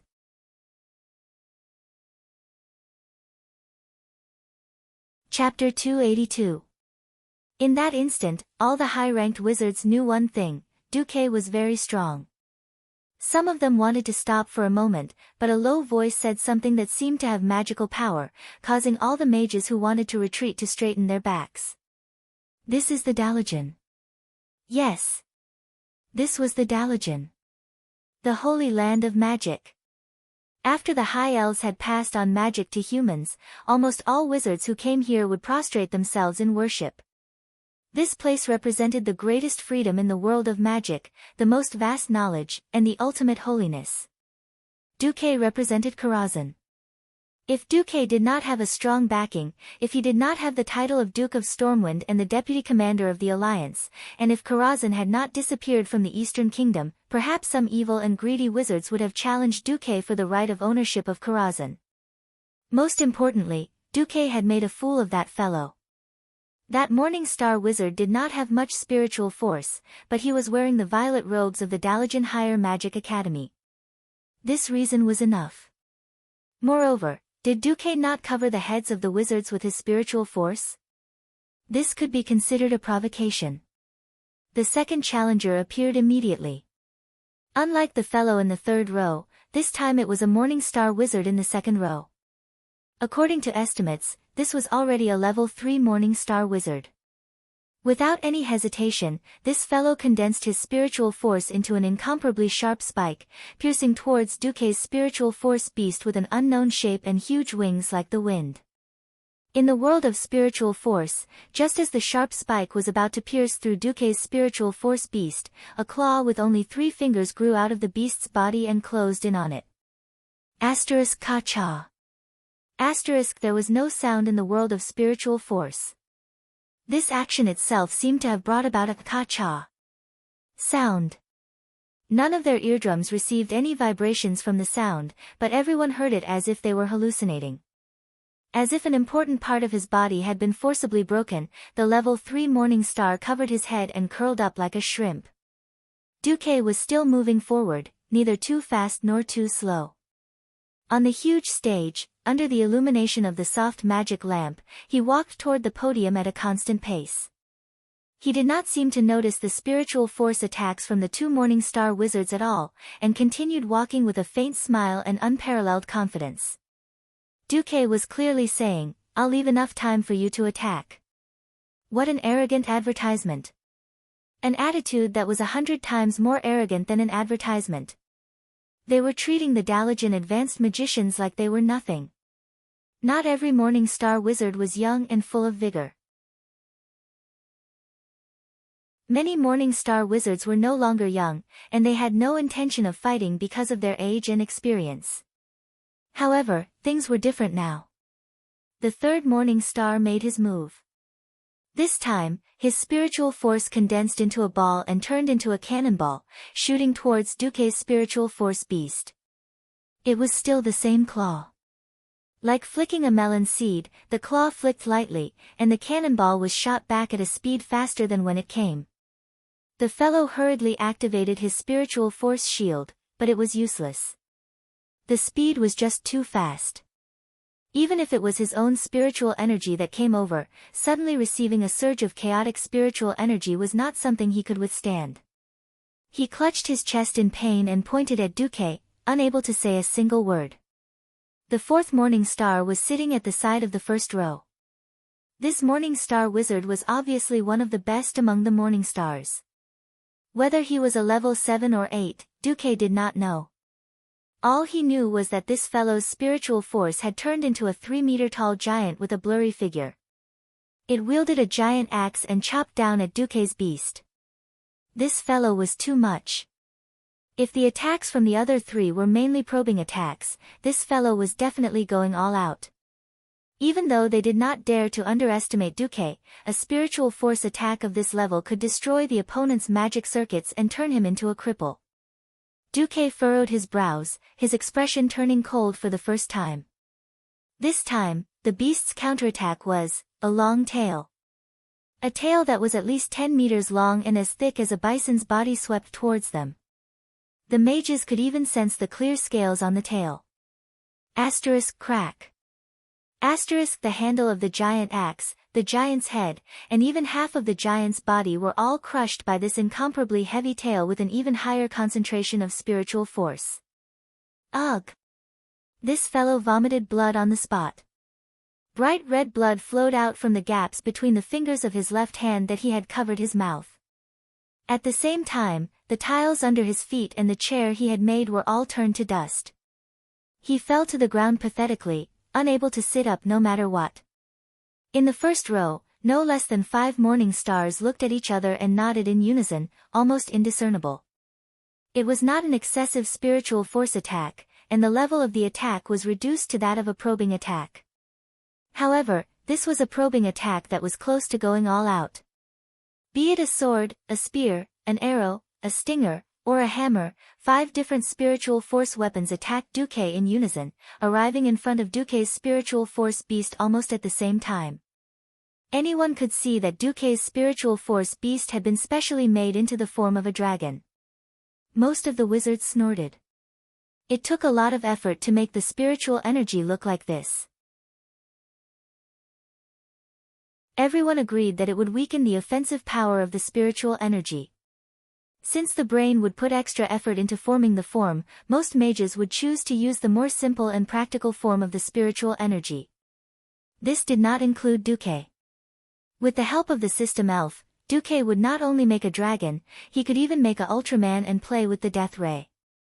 What Duque valued the most was the system scan, which helped him instantly identify the weak point of the opponent's spiritual force. In every wizard's spiritual force ball, the quality and quantity of spiritual force were not evenly distributed, which gave Duque a chance.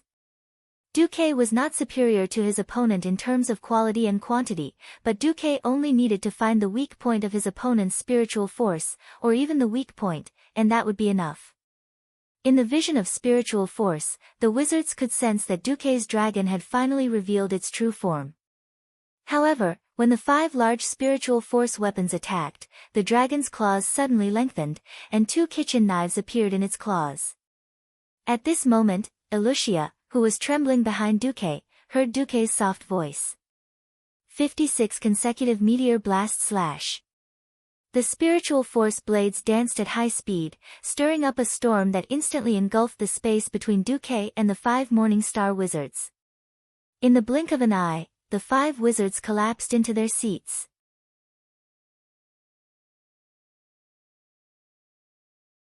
Chapter 283. Impossible. This was absolutely impossible. How could a sky wizard resist, defeat so many morning star wizards in the domain of spiritual force?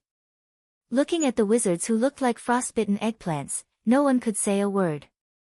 It felt like these morning star wizards, who were rather famous in the Dalagen, were complete fools, each of them extending their faces for Duque to slap.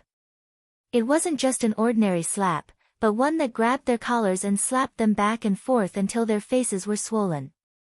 A total of 9 wizards, 1 sky star and 8 morning stars, had charged forward in the most shameful form of attrition warfare. In the end, they had been defeated by 1 person against 9, and all of them had been defeated without even catching their breath. Did they not see Duque slowly walk across the podium in an incomparably confident manner? In the huge hall, apart from Duque's footsteps, there was almost no other sound. Of the 12,000 people in the hall, not a single one was an ordinary person. They were either official wizards or acolytes. As long as they were acolytes, they would be able to sense the spiritual force undulations from the battle between Duque and them.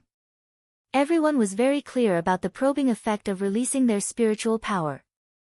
Evidently, even the acolytes who had not seen the whole picture knew. Duque had obtained complete victory. 1 against 9. If Duque was not a foreign wizard, and if Duque was a lecturer from the Dalagen, then what would be welcoming Duque would definitely be thunderous applause. The acolytes and novice wizards were all agitated. In this huge fan-shaped hall, everyone's gaze was on the first row. After all, only the high-ranked wizards there could challenge Duque successfully. In the middle of the first row, there were still a few publicly acknowledged morning star wizards. However, they were unmoved, as if they were the best students, listening attentively. In reality, the real focus was on the only radiant moon wizard present. Kale, that's the High Elf Prince of Kuel Salis. If Kale, that's made a move, even 10 ducats would be defeated. But would Kale, that's make a move? What a joke. Kaizi was here to support Duque. Seeing that Kale, that's had maintained a gentle and refined smile ever since Duque had appeared, the Morning Star wizards who still had the slightest intention of challenging Kale, that's gave up on finding trouble with this incomparably evil sky wizard. 1 step, 2 steps, 5 steps, 10 steps, step by step, Duque walked up to the podium. His figure was magnified by the huge projection screen behind him. At this moment, the first round of applause sounded in the venue. Applauding before the lecturer begins is a form of courtesy, a form of welcome. However, with Kale, that Sunstrider leading the applause, it was a grand welcome and support that could not be any more grand. Kale, that wasn't clapping from his chair. He was standing up and clapping for Duque. Immediately, the second round of applause rang out. This was from the little princess of Kuel Tiras, Jaina Proudmoore. This mage apprentice of noble birth had long been the dream lover of countless mage apprentices. However, she seemed to be a little close to Prince Arthas of Lordaeron, and the apprentices could only suppress their admiration. The third round of applause rang out almost at the same time as the second. It was from the person most young wizards pursued, Miss Alucia Berev of the ancient noble bloodline of the Arathar Empire. Even though she was standing not far behind Duque as an assistant, her real attitude still caused a silent uproar. It was only then that the people in the auditorium truly realized that the person standing on the podium was not only a true mage, but also a noble existence who was deeply trusted and respected by the upper echelons of various countries. There was no more hesitation. Immediately, thunderous applause rang out in the auditorium. It was so loud that it was enough to make people outside think that some kind of terrifying experiment had exploded. Duque's hands pressed down, and after a while, the applause gradually stopped. Clearing his throat, Duque's slightly magnetic voice spread to every corner of the auditorium. I'm very happy that so many people have come to listen to Duke Marcus's lecture today. In the following time, I will explain the importance of multicasting and the basic training methods. I hope that my lecture will be of help to everyone on the path of magic. Magic is a mysterious field. I think that the first thing that every lucky person who is qualified to step into this field should do is not to be bound by common sense. What? This can't be done, oh, that's impossible. These are the most unacceptable thoughts. So we have to free our imagination. Here, I will first demonstrate the benefits of multicasting. After saying that, Duque turned his head to Alucia, Miss Berev, later when you have a magical shield, please attack each other with the lowest level of level 1 fireball. And please do not use any metamagic abilities, and try to maintain the power of the fireball between 14 to 22 MP, Alucia nodded. Magic points were the standard to measure the damage caused by a spell. 14 MP meant that if it hit, it would cause 14 points of basic damage to a creature with no magic resistance. In the next moment, when Alucia indicated that she was ready, the two of them bombarded each other under the supervision of the magic scale. 5 seconds of casting time, the same amount of mana consumption, 16 points and 22 points of damage. This is what you all know as using a bigger fireball to deal with the opponent, right? As soon as Duque's voice fell, the audience burst into laughter that they were trying to hold back. However, when using a level 10 fireball, the casting time becomes 5 seconds. Normally, the person with the bigger fireball wins, right? That's right. An apprentice shouted. Alright, now I will split the mana required for a level 10 fireball, and then continuously bombard Miss Berev.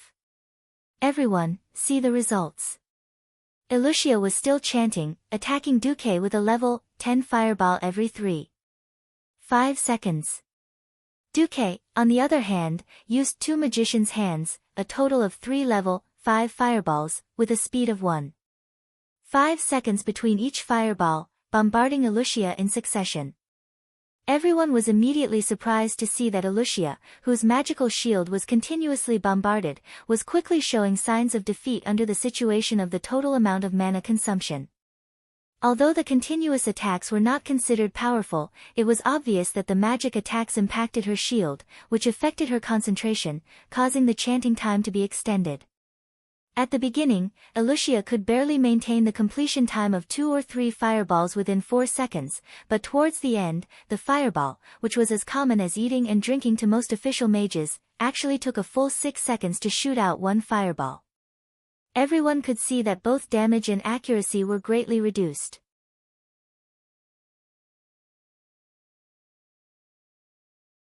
Chapter 284. Just as Duque's 12th fireball hit Alucia's magic shield in a 3-on-1 situation, the shield, which should have lasted longer, suddenly exploded. Looking at the fireball that was heading straight for her, Alucia let out a cry of surprise. Everyone thought that Duque's fireball was about to destroy the flower, and there were even some apprentices who could not bear to see the beautiful Miss Berev disfigured. At this moment, Duque snapped his fingers, and all the fireballs that flew out actually made an elegant circle in the air, circling 180 degrees, and returned to Duque's side, floating in the air. Duque raised his hand, and all the fireballs disappeared.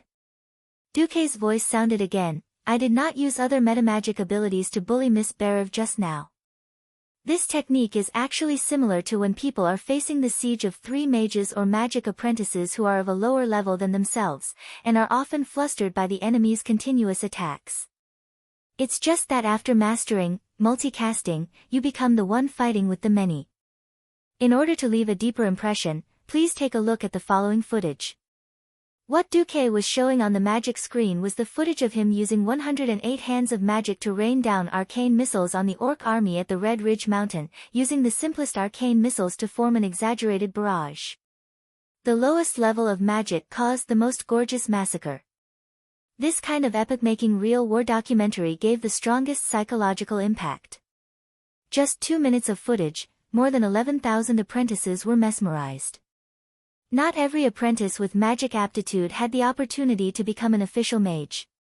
Below, in addition to those young faces, there were middle-aged magic craftsmen, white-haired human elders in their 70s or 80s, and high elves who did not have much aptitude but resolutely left their countries to seek the truth of magic. These people all had the same dream, the dream of making themselves stronger in magic. For a moment, too many people's breathing quickened. A hand was raised, and Duque called his name. Please speak. Excuse me, does learning multicasting require specific talent? This was the focus of everyone's attention. I can only say that those with talent will make faster progress in learning the supreme magical skills of multicasting. However, I believe that everyone can learn this technique after rigorous self-training. At the very least, it can greatly improve their spellcasting ability. Duque used a magic pen to write the words multitasking on the special magic board on the podium. The words were clearly reflected on the big screen. Multicasting is the most basic of the basics. If you have enough biological knowledge, you will know that whether it is humans or elves, the brain is actually divided into left and right parts. The left and right sides of the brain could actually coordinate, allowing the human body to make coordinated movements. In fact, the left and right sides of the brain can direct our left and right hands to make different movements and give different responses. With that, Duque showed it to everyone with the help of the system elf. At the same time, he drew a circle with his left hand and a square with his right.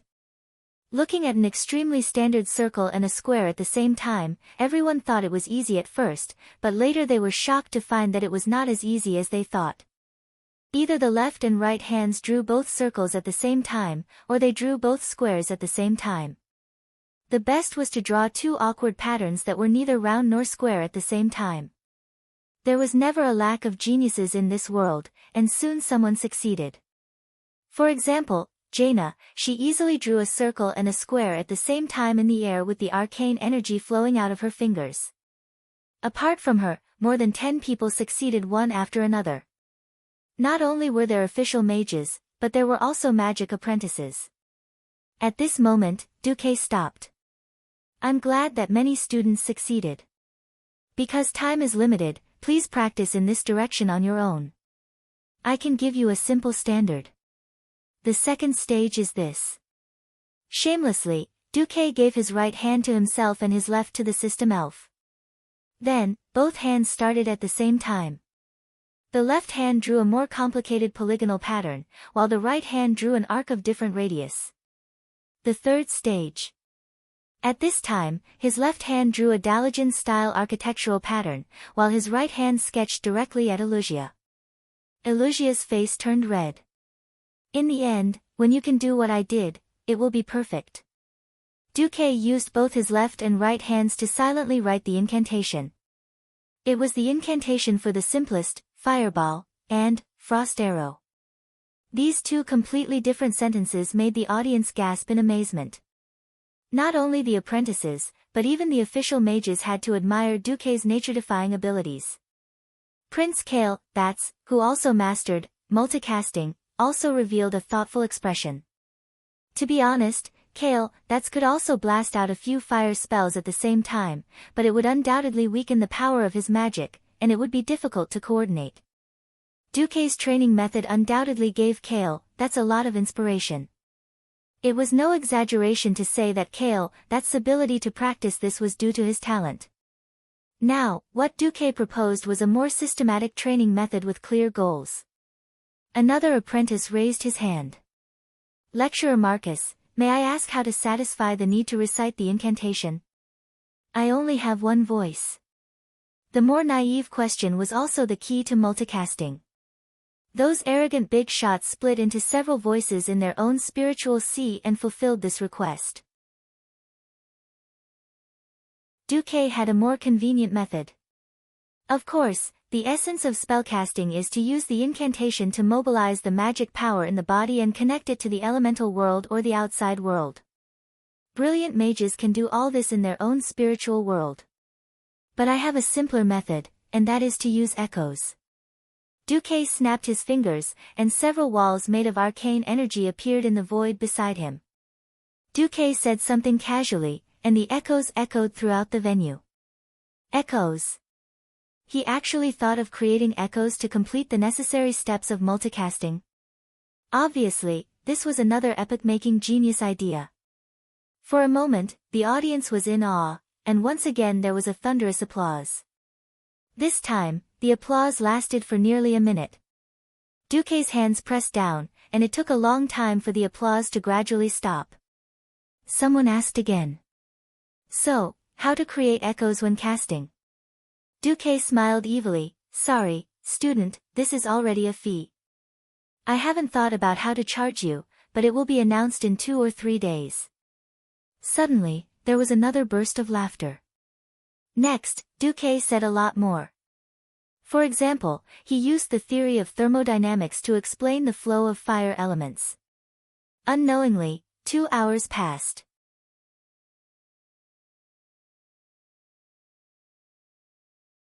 Chapter 285.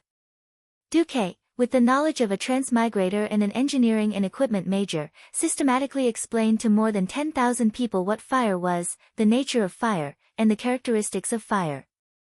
For the magic apprentices in the world of Azeroth, this was an almost new theoretical system, but it did not conflict with the magic knowledge they had learned before. They were simply fascinated by it. Some official mages wanted to find Duque's faults and refute Duque, but they could not find a single flaw in his words. For example, heat will only flow from a high temperature to a low temperature. For example, if the temperature of a fire is high, it can heat up cold water. These seemingly easy-to-understand things, after being systematically explained by professional thermodynamics theory, almost all magic apprentices realized that their fireball would definitely improve. Fireball was not to be underestimated. As the first damaging spell that most magic apprentices learned, the popularity of Fireball could be said to be 100%. It was no exaggeration to say that the thermodynamics theory that Duque had brought over had an obvious effect on the improvement of the magic level of the entire Dalijan. When the last grain of sand in the magic hourglass that was specially used to measure time fell and a pleasant hum sounded on the podium, Duque just happened to say, "Today's class ends here." My lecture is over. His timing was so precise that he did not seem like a young man at all, but the most experienced teacher. For a moment, the audience was in an uproar. Lecturer Marcus. Don't stop so quickly. Speak more. Speak more. We still want to listen. Lecturer, that's great. After a brief uproar, everyone seemed to realize that Duque would definitely not delay the class. Immediately, there was an earth-shattering applause in the huge auditorium. Clap, clap, clap, clap. The applause was like an endless tsunami, lasting for a long time. Apart from the unlucky few who left early in the morning due to injuries, every magic apprentice, every official mage who came to listen to the lecture, and of course, Kale, that's, all stood up and gave Duque the most sincere applause. After the applause stopped, Kale, that's had already come to the podium with a bright smile on his face. Wonderful, Duque, your lecture has completely exceeded the limits of my imagination. I thought you were best at actual combat, but I didn't expect your theoretical knowledge to be just as rich. I can't even tell if you're a practical or an academic. Although Kale, that's really wanted to ask if these theories came from Mediva's Karazhan library, asking now would undoubtedly help Duque start a fight. Kale, that's was simply happy for Duque. On the other side, Jaina had already become a fan. She chased after Duque and asked him all sorts of questions in admiration. Brother Marcus, do you accept disciples? Why don't I become your disciple? Right now, Jaina was still a rather innocent girl. Her watery blue eyes made it easy for people to feel sorry for her, so she agreed immediately. Don't you worship Antonidas? Duque blurted out. Hey, how did you know? Only then did Duque realize that he had spilled the beans, but it was easy to make up for it. Who in the Dalajan doesn't worship Master Antonidas? That's true. But Master is very busy. Recently, he said he was injured, but everyone knows that he's actually in the laboratory every day. A flock of non-existent crows flew over Duque's head. Antonidas, can you be more professional at pretending to be sick? Even a 12-year-old girl knows that you're pretending. Of course, Duque had no interest in provoking Jaina.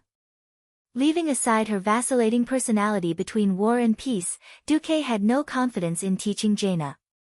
He knew his own business. Duque was not a pure academic. Duque himself was half-baked in the real magic theories of this world. Even if Duque was unhappy with Jaina, who had cursed his father to death in the history, Jaina was still one of the more capable heroes in the history of the Alliance. She would be a core existence in too many major events in the future. Messing with Jaina's growth would make the future even more uncontrollable. Duque grandly refused. My apologies, Princess Proudmoore. I'm actually very busy. This time, I'm here mainly to visit Master Antonidas and help Stormwind recruit some mages to rebuild the Stormwind Royal Mages. At this time, there were many people in front of the stage. When everyone heard this, they immediately understood. Duque did not hide his purpose. The world of mages was about equivalent exchange. Cheating was a bad idea. Duque smiled and turned to Alucia.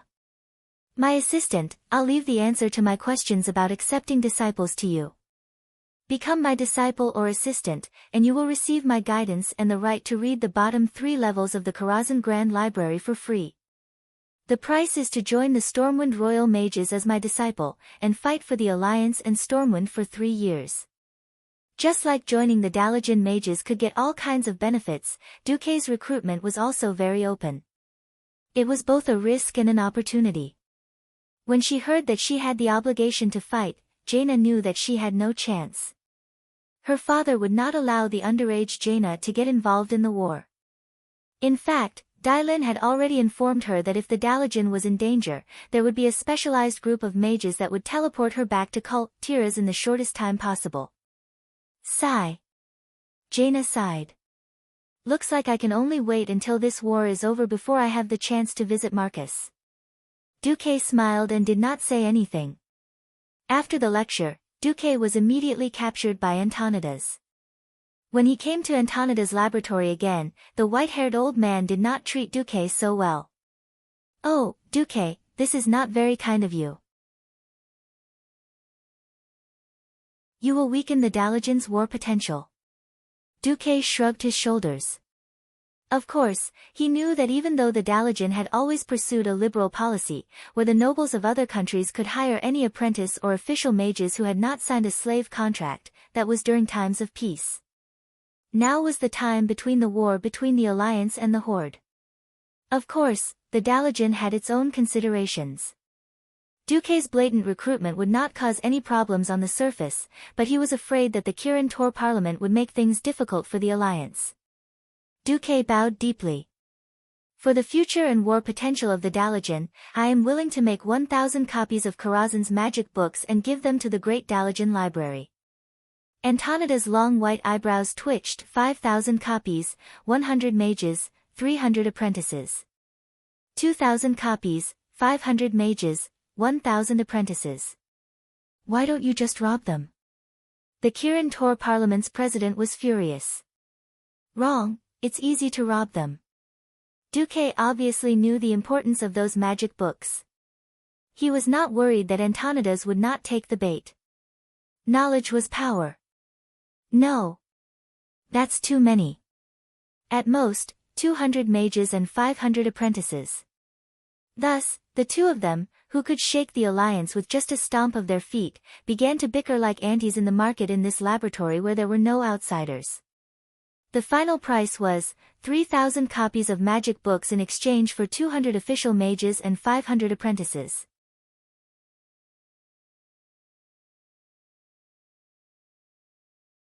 Chapter 286. In the Hillsbrad Hills, there was a stone castle standing on a hill. This was the temporary palace of the Stormwind royal family. Almost every day, new decorations were brought into the castle, be it rockery, or beautiful marble statues, or replacing the previously terrible floor tiles. King Lang repeatedly said that the kingdom did not have the financial surplus to pay the stonemasons' wages. The stonemasons expressed their gratitude towards Duque for saving their lives. Since they had nothing to do in the winter after building the blockhouses, they could find some stones to practice with. However, the stonemasons also expressed that when rebuilding Stormwind City in the future, they still needed to pay the required wages, but only at the cost price. Lang expressed his agreement. Looking at the so-called refugee camp that was becoming more and more prosperous, Lang was quite speechless. It was already quite inappropriate to call this a refugee camp. It was completely the prototype of a new city. The 3-meter-high stone wall could accommodate 3 people walking side by side, protecting nearly 500,000 residents. The newly cultivated fields in the distance were all protected by huge wooden fences. Every 300 meters or so, there was a wooden 10-meter-high arrow tower that could monitor all directions of the fields without any blind spots. There was nothing lacking in the city. The market, medical, sanitation, fire protection, water supply, city guards, and all the other buildings were arranged in an orderly manner. In a city that lacked money, there was no such thing as the state taking care of everything. All food and daily necessities had to be exchanged through labor. About 30% of the food harvested in the autumn was handed over to the Ministry of Civil Affairs of Storm Kingdom, except for the portion that was necessary for each family. In return, the Ministry of Civil Affairs would issue a batch of vouchers with a stamp and an equivalent amount of money. These vouchers could be used to exchange for cloth and other daily necessities at the market. The rest of the work was similar. Whether it was logging or mining, all supplies were collected in proportion, and the workers received vouchers as wages for the rest. Despite the obvious lack of money, the entire refugee camp was like a self-sufficient independent kingdom, operating extremely well. It was completely unimaginable that half a year ago, this was a group of refugees who had almost given up on life and the future. One day in December, looking at the black smoke rising from the chimneys in the city, Lang felt an inexplicable warmth in his heart. On this day, Anduin Lothar returned. Lang and Anduin gave each other a warm hug. Anduin, what's the situation? Sigh, in winter, I, the commander of the Alliance, am a beggar, holding a broken jar and going around begging. I only got a bunch of promises that I don't know if they'll be fulfilled. There's nothing substantial at all. It was precisely because there was no one else that Anduin could complain so presumptuously. A promise is better than no promise at all. Lang asked a servant to bring him a cup of hot wine. When Anduin first came in, he did not see it clearly. Seeing that the room was already very presentable, Anduin clenched his fists. Damn it, am I seeing things? Why do I feel like I've returned to Storm Fortress? It does look like it, doesn't it? Lang shrugged. I didn't force the stonemasons to make these things. Anyway, it's Duque's favor. Anduin combed his hair with his fingers. Sigh, compared to him, I feel that my diplomatic skills are terrible. Yes, what good news does that kid have? Is a new team of mages from the Storm King family considered good news? 200 official mages and 500 mage apprentices.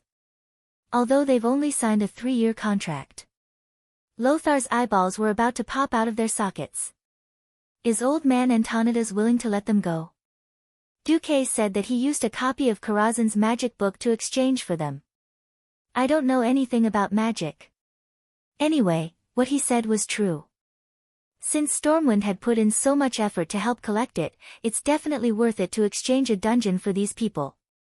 Of course, I agree. Agree. Oh my god, that kid is too impressive. Lothar patted Lang's shoulder hard. Ryan had a faint bitter smile on his face. Why? You're still not happy. If this goes on, there's hope for us to recover Stormwind. Lothar said as he gulped down a few mouthfuls of wine. Anduin, actually, I've been thinking. If we can recover Stormwind, why don't we give Duque the title of king? This topic was a little too heavy, and Lothar could not react for a while. Think about it. We all know that Duque is actually not from Stormwind. But how much has he done for us? Without him, perhaps there would only be 10,000 to 20,000 refugees left in Stormwind. I would have died in Stormwind City long ago, either at the hands of Garona or with Stormwind City. I know that you'll take good care of William for me. Maybe you'll also become the commander of the Alliance. But how much authority do you have? You don't even have an army under your direct command. Even if you lead the Alliance to defeat the Horde in the future, how many people will help you and William restore the country? But, look outside, Anduin. Outside the window were 500,000 well-fed citizens of the Storm Kingdom, who could safely survive the winter, and 100,000 elite soldiers who were full of morale and were willing to die for the kingdom. Before the arrival of winter, perhaps more citizens who had gone to other countries will rush back. This is all possible with Duque's help. Duque's ability is not inferior to any founding ruler in human history. At this point, Lang fell silent. That was the truth. The stability of the South Shore refugee camp had attracted the citizens who had previously left. The soldiers that had been lost in the Battle of South Shore had also been quickly replenished. If it weren't for the difficulty of raising soldiers, it would not be impossible to gather all the young and strong people to form an army of 200,000. Of course, all the young and strong people in the refugee camp had begun to receive military training. There were still plenty of reserve soldiers. Thoradin the Great is great, but as the capital of the Arathor Empire, the torrential fort declined after a short period of time. The other city-states have become independent kingdoms, such as Rotterdam and the Dalagen. There are still many enemies for humans. If this is an unstoppable trend, why not just let them go? Have you asked Duque? Anduin suddenly asked. No. But you can imagine that Duque also has subordinates, and Duque also has people who support him. When that time comes, it won't be a matter of whether Duque wants to or not. Lang sighed again. I, who once destroyed a country, have thought through everything now. Anyway, I will go with the flow. After the restoration of the country, Duque can be conferred the title of king if he wants. If he doesn't want to be conferred the title of king, I will give him the treatment of a prince, and I will set up a national policy that will be passed on to William and his future descendants. It will be enough if Stormwind can preserve most of the elven forest. All right, I also agree to it. It depends. Lothar finally nodded.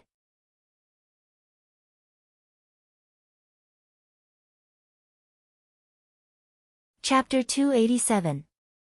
The harsh winter left most people with nothing to do. Of course, Duque would not waste this time.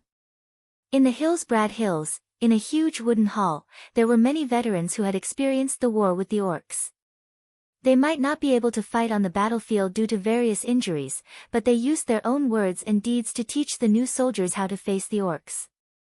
Not only that, the Nagas under Duque were once again put to use, continuing to train the soldiers with similar battles. In Karazhan, Duque finally had the time to come back, and then Khadgar ran away in tears. Master! I miss you so much. I'm bored to death. Duque used all his strength to resist, using his hand to stop Khadgar's crying soul.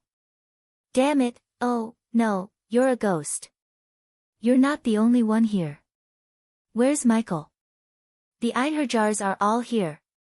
I have nothing to talk to those muscular men. I really don't understand why they still run every day when they're already Einherjars. Duque was speechless. It's probably because they have nothing to do if they don't fight demons, right? Duke suddenly understood why the upper nobles of the High Elves were so decadent. With unlimited life force, a boring life was the easiest to corrode the soul. Okay, get ready. I have a large group of apprentices coming, living people. Duque told Khadgar about how he had kidnapped a group of mages in the Dalajan. Yes, master, I will ask Michael and the others to clean up the room. Actually, I don't plan to let them stay in Karazhan for too long. After all, Karazhan is in a crack in space and time. I don't know if living here for a long time will have any negative effects on their bodies. I plan to let them come to the library 3 times a week to borrow and return magic books. You just need to be a good librarian. Open up the library for books below the Earth Mage level to them. Khadgar's soul put its hands on its hips. Okay. At least I won't be so lonely. Those who came to follow Duque were naturally not high-level mages. The official mages were all Earth mages from relatively poor backgrounds. They could neither become a famous teacher like Krasis, nor could they afford the exorbitant tuition fees. One had to know that everything in the Dalajan was equivalent exchange. Even if one were to sell oneself to the Dalajan mages, the money obtained would only be enough to read a limited number of magic books. How could it compare to the unlimited reading in Karazhan? Besides, he could attend Duque's lectures 3 times a week in Hillsbrad's classroom. In fact, Duque wasn't fooling them.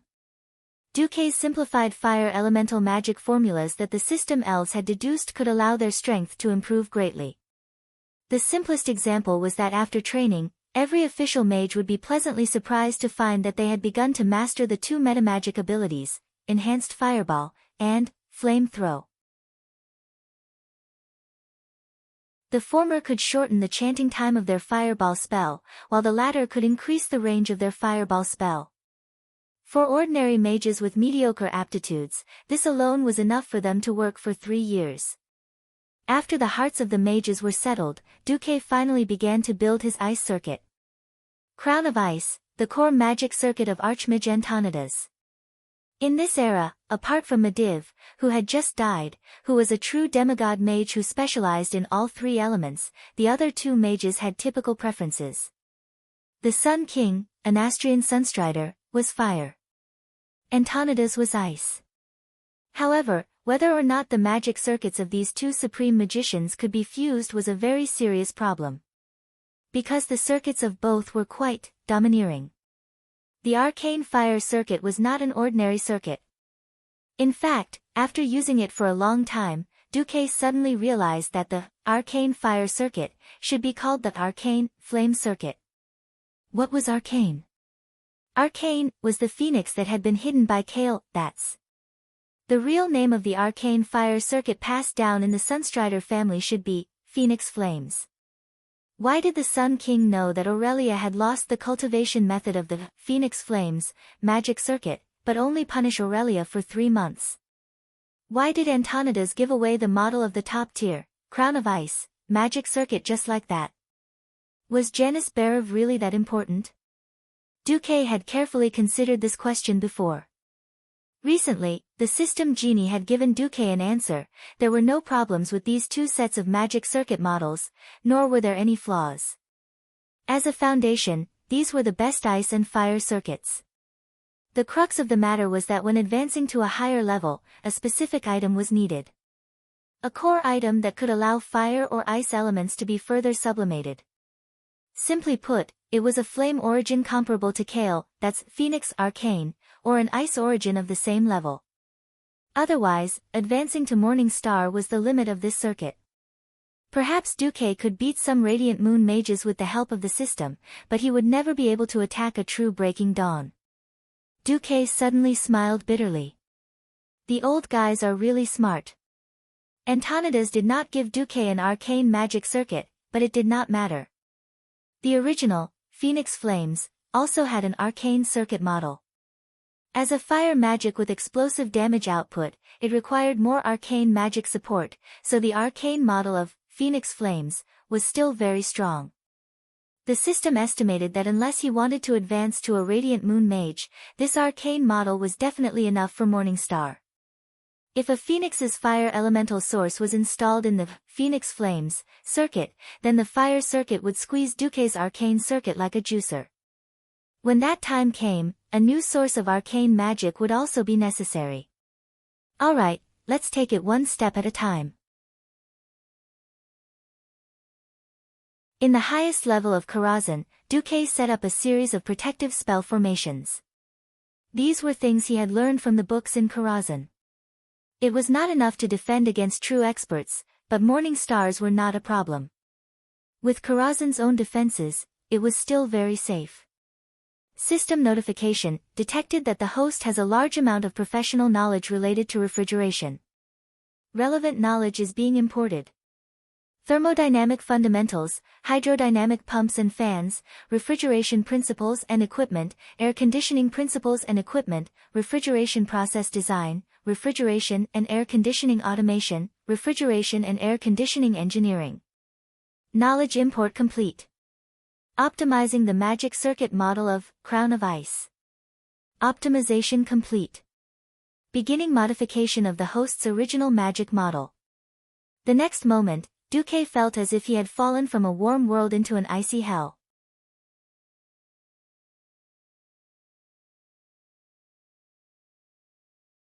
Chapter 288.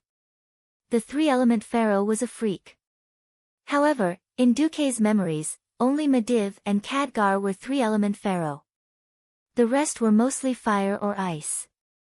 Even though the system elf had fully calculated the possible consequences of practicing the Crown of Ice, and considered the possibility of fire and water being incompatible, Duque had still severely underestimated this. Logically speaking, the Phoenix Flames, which had the home advantage, should have the absolute upper hand. Thus, before reorganizing his arcane spell circuit and adding the Crown of Frost, Duque deliberately weakened the arcane spell circuit's supply of arcane energy to the flame spell circuit. What Duque did not expect was that the optimized Crown of Ice would actually turn the tables on him and take the initiative to snatch all the energy ports of the arcane circuit. What the F***ck? Duque cursed, a system elf? Why is the Crown of Ice suppressing the Phoenix Flames? Aren't the two circuit models of the same level? Oh, dear host, let me calculate for a moment.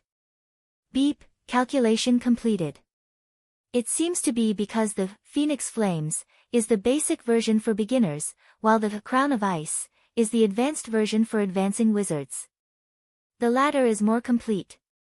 In order for the host to advance to a Morning Star wizard, the Crown of Ice has begun to absorb all the energy in the surroundings for advancement. Duque suddenly realized that not only had the icy circuit cut off the energy source of the Phoenix Flames, this overbearing magic model had actually begun to erode the fire circuit, attempting to transform it into ice. Wait. If this goes on, what will happen to my magic circuit? Beep, the latest deduction. If the host is unable to control the spread of the icy circuit, after advancing to the Morning Star realm, the icy circuit will dominate all circuits except the most basic arcane circuit, and will prevent other types of circuits from being produced in the host's body. At this moment, Duque's heart skipped a beat, as if it had been petrified by magic. Then, a gust of wind blew, turned to ash, turned to ash. Damn it! Without another word, Duque flipped the table in his mind. What happened to the three-element pharaoh? How could ice magic alone be enough? There was no good ending for those who were partial to certain subjects. Thinking back to history, weren't all the ice mages who specialized in the ice element beaten up in the end? Antonidas was pushed by Earthes. Kel Thuzad, who had become a frost lich, was pushed down by 40 players. Jaina's defense of Mount Hyjal could not withstand Archimonde's frenzied attacks. No. I don't want a simple frost circuit. Then. I can only ask the host to enter his spiritual world and obtain complete control of the crown of ice. However, this is very dangerous. If the host fails, your soul may forever be trapped in the depths of your own spiritual sea. You will become an existence equivalent to a vegetable. Whatever. Fortune is found in danger. This young master will risk it all. The next second, Duque's entire consciousness was sucked into a magical illusory world. Duque looked up at this lonely peak and was speechless for a long time. He thought that Mount Hyjal in the world of Azeroth was majestic, and Mount Everest, where people fell to their deaths every year before he transmigrated, was steep. However, in front of this lonely peak that stood tall in Duque's spiritual world, they all had to prostrate themselves. Duque did not know if he should call this lonely peak a mountain. Because this was completely beyond the scope of natural scenery. This snow-white lonely peak in his spiritual world was completely the pillar of the world, supporting the entire world. Duque was on a platform at the foot of the mountain. Behind him was a bottomless abyss with rolling clouds and mist. In front of him was this peerless peak that struck one's heart and shocked Duque. The only thing that allowed Duque to see his target was the cold white light that kept flashing above the clouds. An inexplicable voice was attracting Duque, telling Duque that it was the most precious pearl on the crown of ice. He had lost contact with the system elf. Obviously, the strongest king system could do nothing about this internal magic world that went deep into the depths of Duque's spiritual world. Duque took a deep breath, and all that seeped into his lungs was cold water vapor. Duque suddenly realized that he had to reach the top of this straight lonely peak. Otherwise, everything would be empty talk. But how was he going to climb up this mountain without any tools? Suddenly, he found that on the cliff of the lonely peak, there was a small opening at the top of every 20 centimeters that sprayed out water mist. Water mist. This is the spiritual world that the crown of ice created for me. This, Duque suddenly understood. When he reached the edge of the platform, Duque said in a low voice, "Ice seal." The ice circuit that existed in an unknown part of his body suddenly rotated at a high speed, absorbing the surrounding cold aura and turning it into ice elements, gathering under Duque's feet. In less than 1/100th of a second, the water vapor that sprayed out, mixed with the ice elements, actually turned into an extremely stable staircase that stuck to the cliff of the lonely peak and extended out for about a meter. It just so happened that this staircase was actually stepped on by Duque. Duque looked up at the sky. If he followed the place where the water vapor sprayed out to make ice stairs, he really couldn't count how many steps he would have to make from here to the top of the mountain. However, Duque could clearly feel that in his body, or rather, in the body that he had imagined in the spiritual world, the reconstructed ice circuit was cheering and jumping. It was constantly encouraging Duque to use it to make more stairs, or to use it anywhere that the ice circuit could be used. How long had passed? He didn't know. Duque's consciousness was numb and blurry. There was no hunger in his stomach. Instead, In the process of continuously using the ice circuit, Duque only felt that the aura of ice had penetrated his limbs and bones, becoming his body and his life. He lowered his head and looked down. As Duque continued to build and climb the mountain, he had already made an extremely long spiral staircase. Every step was crystal clear, as if it was carved from the purest white marble. On both sides of the long staircase, there were 2 exquisite ice handrails.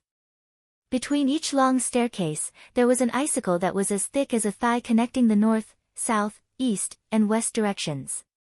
It seemed to be a support, but it also seemed to be a marker for Duque to calculate the number of laps for himself. In Duque's field of vision, the lonely peak became thinner and thinner as it went down.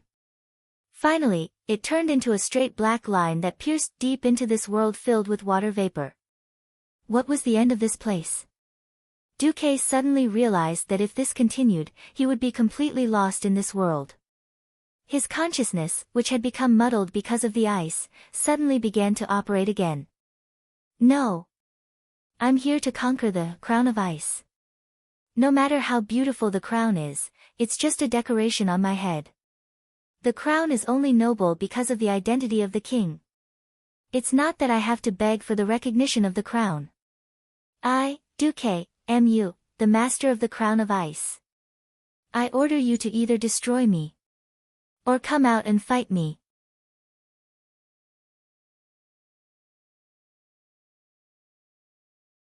Chapter 289. It seemed to be responding to Duque's shouts, but it also seemed to be acknowledging that Duque had truly laid the foundation of the ice circuit while continuously creating the stairs of ice. This cold world finally began to change. The white clouds that were rolling and surging under his feet seemed to have suddenly become violent. The movement that was like a gentle breeze and drizzle earlier became a turbulent wave. In the blink of an eye, the surface of the clouds bulged and formed a huge hill of water vapor. With a loud splash, the cloud layer that was supposed to be in a gaseous state suddenly turned into a liquid state in the blink of an eye. The clouds below turned into a sea that stretched to the horizon. Seeing that the sky had turned into the horizon, Duque was tongue-tied. Indeed, it was too stupid to focus on science or reason in the spiritual world. This huge lake that seemed to have as much water as the Lordaeron Mill Lake next to the Lordaeron capital seemed to have gathered together in just 3 seconds. A pair of incomparably huge arms made of pure lake water stretched out from the huge hill of water. Then, an eye that was even bigger than a carriage lit up on the huge hill of water. It was a water elemental that was even bigger than a titan. As the saying went, gentle as water. Sorry, this thing's temper did not seem to have the so-called gentleness of water at all. Instead, it was even more irritable than the fire dragon. It did not even shout, "Go to hell." With a wave of its arm, it smashed its arm toward Duque like a flying axe. Due to the problem of vision, as long as the distance was far enough, even the largest thing would still be small. Visually, the water elemental giant was only the size of a palm. However, when the water arm that was bent at a right angle approached, Duque could clearly estimate the size of the water ball in a real sense. He immediately cursed in his heart. This was a huge water weapon that was more than 50 meters long on one side and shaped like a boomerang. Duque could not think of how to describe this thing, but he was extremely sure that even if this thing did not cause fatal damage to him in the first attack, it would kill him in the subsequent second attack. That's right. A drop of water was nothing to a human. But to an ant, it was enough to drown the ant. Right now, Duque was that ant. As a water elemental creature, it would definitely drown Duque in its most proficient water manipulation skill. Perhaps some people would say, would Duque drown now that he was a spiritual entity? Duque didn't know, but Duque's intuition told him that once he was hit, he would be done for. Dodge? Was dodging useful? It was impossible to estimate how many water elements were born after the sea of clouds turned into water. In Duque's peripheral vision, there were water elementals in the shape of muscular men showing off their prowess on the surface of the water around him. It was as if God had filled the entire reservoir with water and poured it down on Duque's head. The impact of the giant water boomerang was even more frightening than the collapse of a mountain. At this moment, Duque flipped out. Do you think I'm a sick cat if I don't show my might? Duque didn't even know how many times the frost circuit in his body had spun. He only knew that it spun faster and faster. In the end, it became a shadow that the naked eye couldn't keep up with. Since this is the spiritual world. Since, Crown of Ice, wants to test me and show me how powerful you are. Since you, as a magic circuit, think that you can dominate such an awesome person like me, then show me your value. Duque seemed to be talking to himself, but also seemed to be putting pressure on, Crown of Ice, through some sort of declaration. Extreme cold wave. Duque punched the stairs under his feet. Instantly, an unparalleled cold aura formed a fan shape and blasted toward the water boomerang. The moment before the collision, the boomerang folded into a piece and turned into a flat, crescent-shaped water blade.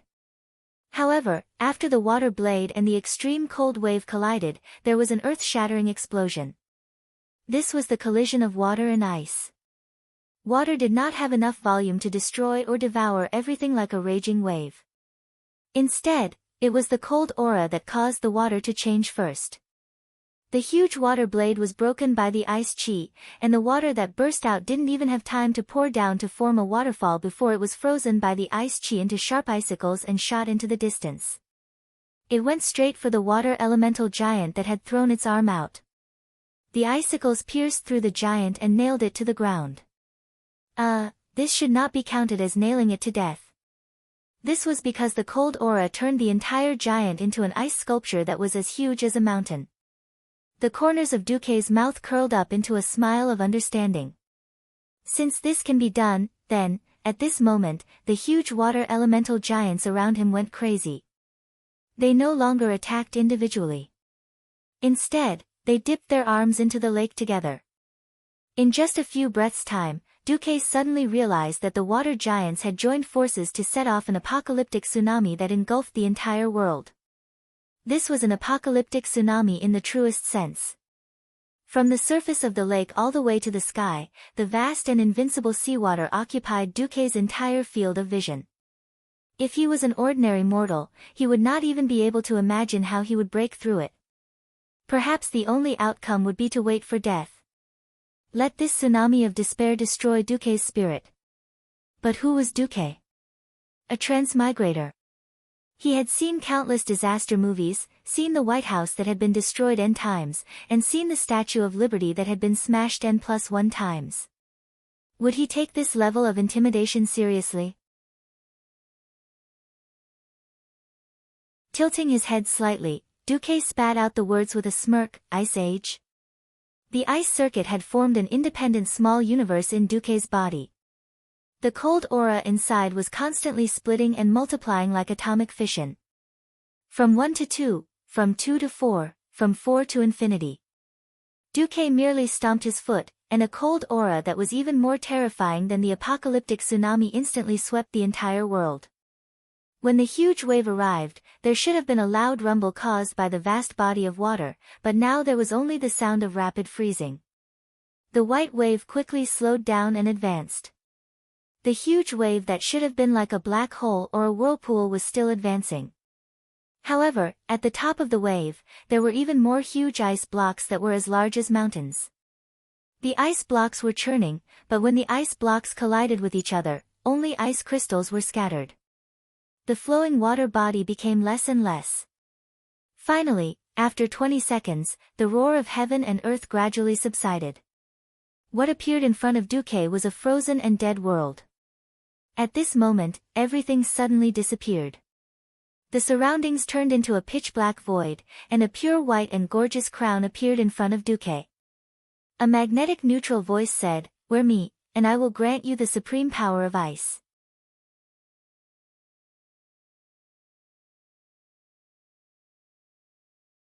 Chapter 290. After going through so many hardships, traversing almost endless stairs, overturning a huge amount of water elements, he finally arrived in front of the Crown of Ice, and was bestowed with the power of ice. Well, if Duque was really born and raised in Azeroth, he might have eagerly put on the crown. Unfortunately, Duque wasn't. At this time, Whoever wore it would automatically have the aura of a moron. Not only would it be a trap for himself, but it would also trap others. Oh, a demon from the crack of space and time. I don't know what you are. But if you want to trick me, it's too simple. Duque laughed coldly. That's right. The Crown of Ice was a magic circuit model, and it was impossible for it to have so many twists and turns. The only explanation was that something had snuck into Karazhan and was lying in ambush in this place with the most arcane energy, waiting for its prey to take the bait. It was very likely that it wasn't its main body, because if it was its main body, it wouldn't be able to hide from Khadgar and Duque's defense and alarm circles. But a trace of a soul was a different story. This was Karazhan, located above the crack in the astral plane. It wouldn't be strange for anything to sneak in. After all, Duque didn't have enough power and time to completely clean up this place. Fortunately, Duque had always been vigilant. In the next instant, the Crown of Ice suddenly had a master. A lich whose lower body was floating in the air like a few flower petals, and her upper body was covered in chains that kept spinning back and forth. She wore a purple, black and red magic robe, and her skull was in the shape of a skull. She used her claws to wear the Crown of Ice. For some reason, this evil existence that appeared in Duque's spiritual world was a little familiar. Beside her, a group of warriors with purple eyes, wearing black and purple heavy armor, and a large group of people in purple and black robes, who were neither human nor ghost, all knelt on one knee and placed their left hands on their chest, showing their utmost respect to the current owner of the Crown of Ice. Mortal, you don't understand the power and terror of the Burning Legion at all. Do you think that temporarily trapping the great commander Sargeras will stop the Burning Legion from conquering the world of Azeroth? You're too naive. Nothing can stop the Burning Legion, not even the Creation Titans. Not to mention an ant like you. You have obstructed the Burning Legion time and time again, and you even intend to support the resistance to unite. You are seeking your own death. I am the daughter of Frost, the incarnation of death, the great dead speaker. 7 gigantic ice-blue magic circles spread out with her palm as the center. One was directly behind her, and the other 6 were distributed in a hexagonal pattern. As soon as she finished speaking, the magic array trembled inexplicably. Bang! Countless icicles shot out from the center of the magic array, and pierced through Duque's entire body with ease. Duque was like a chicken wing waiting to be roasted, waiting for the Death Whisperer lady to judge his fate. Duke Marcus. Lady Death Whisperer's voice stopped for a moment. How heavy is the sin of stopping the Burning Legion? You should have been roasted by the flames of hell for 10,000 years. But on account that you are young and ignorant. So I'll give you a chance. Submit to me, or your soul will suffer eternal torture. At this moment, Duque, who was supposed to be dying, suddenly raised his head. There was an indescribable straightforwardness on his face, and his eyes flashed. Fool, if I'm really frightened by an illusion of your level in my spiritual world, I might as well drown myself in a bucket of tofu. Impudent. Lady Death Whisper was furious. She summoned an iceberg and threw it at Duque. However, Duque did not even blink. It was as if he was waiting for the iceberg to crush him. He raised his right hand at lightning speed and grabbed the peak of the iceberg. The next second, the iceberg disappeared, and in its place was an ice-colored whip that extended from Lady Deathwhisper's hand to Duque's. I've caught you. Duke's face was filled with joy, as if he had succeeded. With a light tug, he tore the illusion into pieces. The terrifying collapse extended from the whip to Lady Deathwhisper, and even the believers and zealots around her. Ah, no! Lady Deathwhisper let out an earth-shattering scream, and then she and her minions all began to disintegrate. Like a weathered statue, every part of their body, every cell, turned into sand and quickly dissipated into the void. At the same time, a strong fluctuation suddenly came from the void portal on the first level of Karazhan. An ice chain that came from somewhere inside Karazhan suddenly whipped fiercely, pulling out an ice-blue female demon that was 2 people tall from the void portal. Michael, the Einherjar, immediately drew his sword from his waist, raised it high, and shouted, "Enemy attack." At the same time, Duke's voice came from the Karazhan space. "Khadgar, take care of her." "As you command," Khadgar said politely, which was rare for him. Then there was the tragic story of a group of Einherjars, a Einherjar mage, and a boss named Curator, beating up another boss who didn't bring any minions and relied on them for food. Duke didn't care. He didn't even want to know why Lady Deathwhisper, the boss that should only appear in Ice Crown Fortress in the future, suddenly appeared here. And why Lady Deathwhisper was now just a demon. The things that appeared in the astral plane rift had no logic or science to begin with. If he continued to investigate, he would only become mentally ill.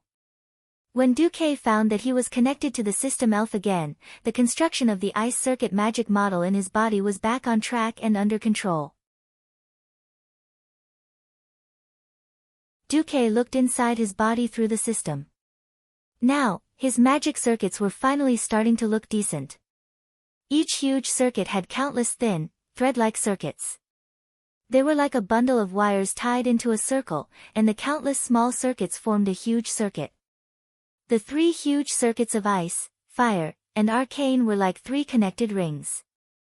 They were connected to each other and had their own independent sides, but sometimes they complemented each other. Although Crown of Ice and Phoenix Flames could directly draw power from the elemental realm, they also relied on the most core arcane circuit to support them. Before practicing Crown of Ice, only the arcane and fire circuits of Duque were relatively strong. If he used too much ice magic, it would lose its strength.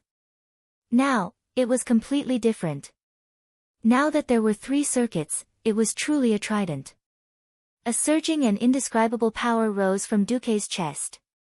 This power was different from any power that Duque had encountered before. Not only was it stronger, more refined, and purer, but it was also more independent. Could it be that this was a morning star?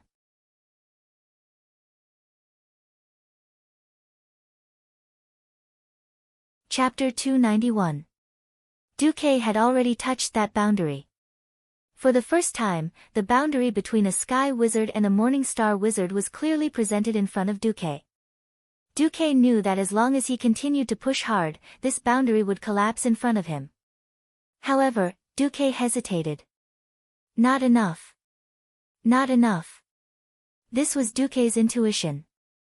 Some people said that intuition might not be reliable. As a cultured university student, Duque had once seen an introduction like this. Some people might feel that something is wrong at some point, but their rationality told them that there was nothing wrong. However, the alarm in their hearts would ring. Why was that? In fact, this was the brain sending out an alarm to the core of one's rationality based on certain information from the past. The brain would judge that something was wrong from the visual and other sensory signals it received. For example, when thunder was about to strike, one's hair would stand on end, and one's scalp would feel numb. In fact, the brain had already sent out an alarm. If one still did not believe in this kind of intuition, one would be courting death. Now, it was the same for Duque. The Crown of Ice was clearly fine, so why did he not continue? In his brain, alarm bells rang incessantly. Duque almost stopped the high-speed flow of the three magic circuits at the last moment, stopping at the last moment that he could stop the upgrade. System Elf, help me analyze this. If I want to fully unleash the power of the frost or flame circuits, will there be any problems? The System Elf replied, beep. After testing, there are no problems. On the current basis, the Crown of Ice and Phoenix Flames circuits can both unleash their respective effects perfectly. Wait. Something doesn't seem right. Each? Wait. System. What if I want to unleash the power of the frost and flame circuits at the same time? Flame and frost are conflicting elemental abilities. It is strongly recommended that the host not use these two elements at the same time. I insist. Calculate it for me, Duque shouted. Host, this is not scientific. At this moment, Duque finally vaguely felt what was wrong. Bullsh *T. In this fantasy world, not every scientific principle makes sense. Mages have the awesome spell Frostfire Arrow. Beep. Beep. After simulation, host, your arcane circuit is unable to meet the output requirements of 2 top-level magic circuits at the same time, and there will be an unstable state. Beep, after calculation, you can only unleash 66.7% of the Frostfire Arrow's power at full power. Duque slapped his forehead, his back drenched in cold sweat. He must have been out of his mind to have forgotten about this. That's right, these 2 top-level magic circuits were complete. 100 points of fire was supported by 150 points of arcane circuits. Similarly, 100 points of frost could also receive this support. Perhaps the arcane circuit that matched, Phoenix Flames, wasn't perfect, but it could still hold on. The crux of the matter was that it was impossible for an arcana circuit of 150 points to sustain 100 points of fire and 100 points of frost at the same time. Considering the surplus, it was necessary to have at least 250 points of arcana circuit. If he really wanted to become the magic god of 3 practitioners of magic that he dreamed of, he had to further optimize and upgrade the arcane circuits that were the basic suppliers. This wasn't going to be easy. Duque didn't know if Medivh had recorded a magic model of this level. He probably had, but where was it? Was it recorded in the legendary artifact, Book of Medivh? F***ck. Medivh didn't mention it when he died. Duque's face turned green on the spot. Did this thing not exist in this world? Or did Medivh deliberately leave behind a thought or a backup plan? Or did he leave it in the library? Hell, the Karazhan library contained 1.28 million magic books. If he could let the system elf scan it, it wouldn't be a problem to find it after reading it. But these were all magic books. The weaker ones could be scanned directly. The stronger magic books all came with their own magic restrictions. Duque did have the authority to open them, but he could only open them one by one. Otherwise, the magic books would trigger the restrictions and self-destruct. At this time, Khadgar returned. In his hand was a blue ball of light. Inside it was a struggling and howling soul. "Oh, my master, I haven't seen you for 2 months. Why did you provoke this thing the moment you woke up? Although she's only 1/3 of a demon's soul, she's not easy to deal with. My brothers are all slightly injured." "Wait. You said 2 months? What time is it now?" Didn't you say that the Alliance changed the year of the Beastmen invasion to the first year of the Dark Portal? Then it's the 2nd year of the Dark Portal, February 10th. Oh, I saw that you were immersed in your own spiritual world, seeking a breakthrough, so I didn't dare to disturb you. Although your disciples have been looking for you many times. Duque's face turned green. He didn't think that he would stay in the spiritual world for more than 2 months. In March, spring would bloom. At that time, he would have to devote himself to the war with the Beastmen again. He wouldn't have time to cultivate at all. Was he going to be stuck as a sky mage for another year? A low level of strength meant a greater risk. Duque gritted his teeth, his lips almost bleeding. Seeing Duque's ashen face, Khadgar cowered. He immediately discovered that Duque's aura was still at the Sky Mage rank. Although he was very close to the Morning Star realm, he hadn't crossed that line. Could it be that Duque had failed to break through to the Morning Star realm? This time, it was Khadgar's turn to be unable to remain calm. Ugh, venting his anger was the most terrifying. Not daring to touch Duque's bad luck, Khadgar hurriedly said, Master, this fellow's soul is here. If you're unhappy, you can just roast her soul to vent your anger. How about I let you kill the imprisoned demon for fun?" Duke was amused by Khadgar's words. "Bastard, do you think I'm such an unreasonable person? If I want to advance to the Morning Star realm, I can do so at any time. This situation isn't ideal, so I'm just suppressing myself."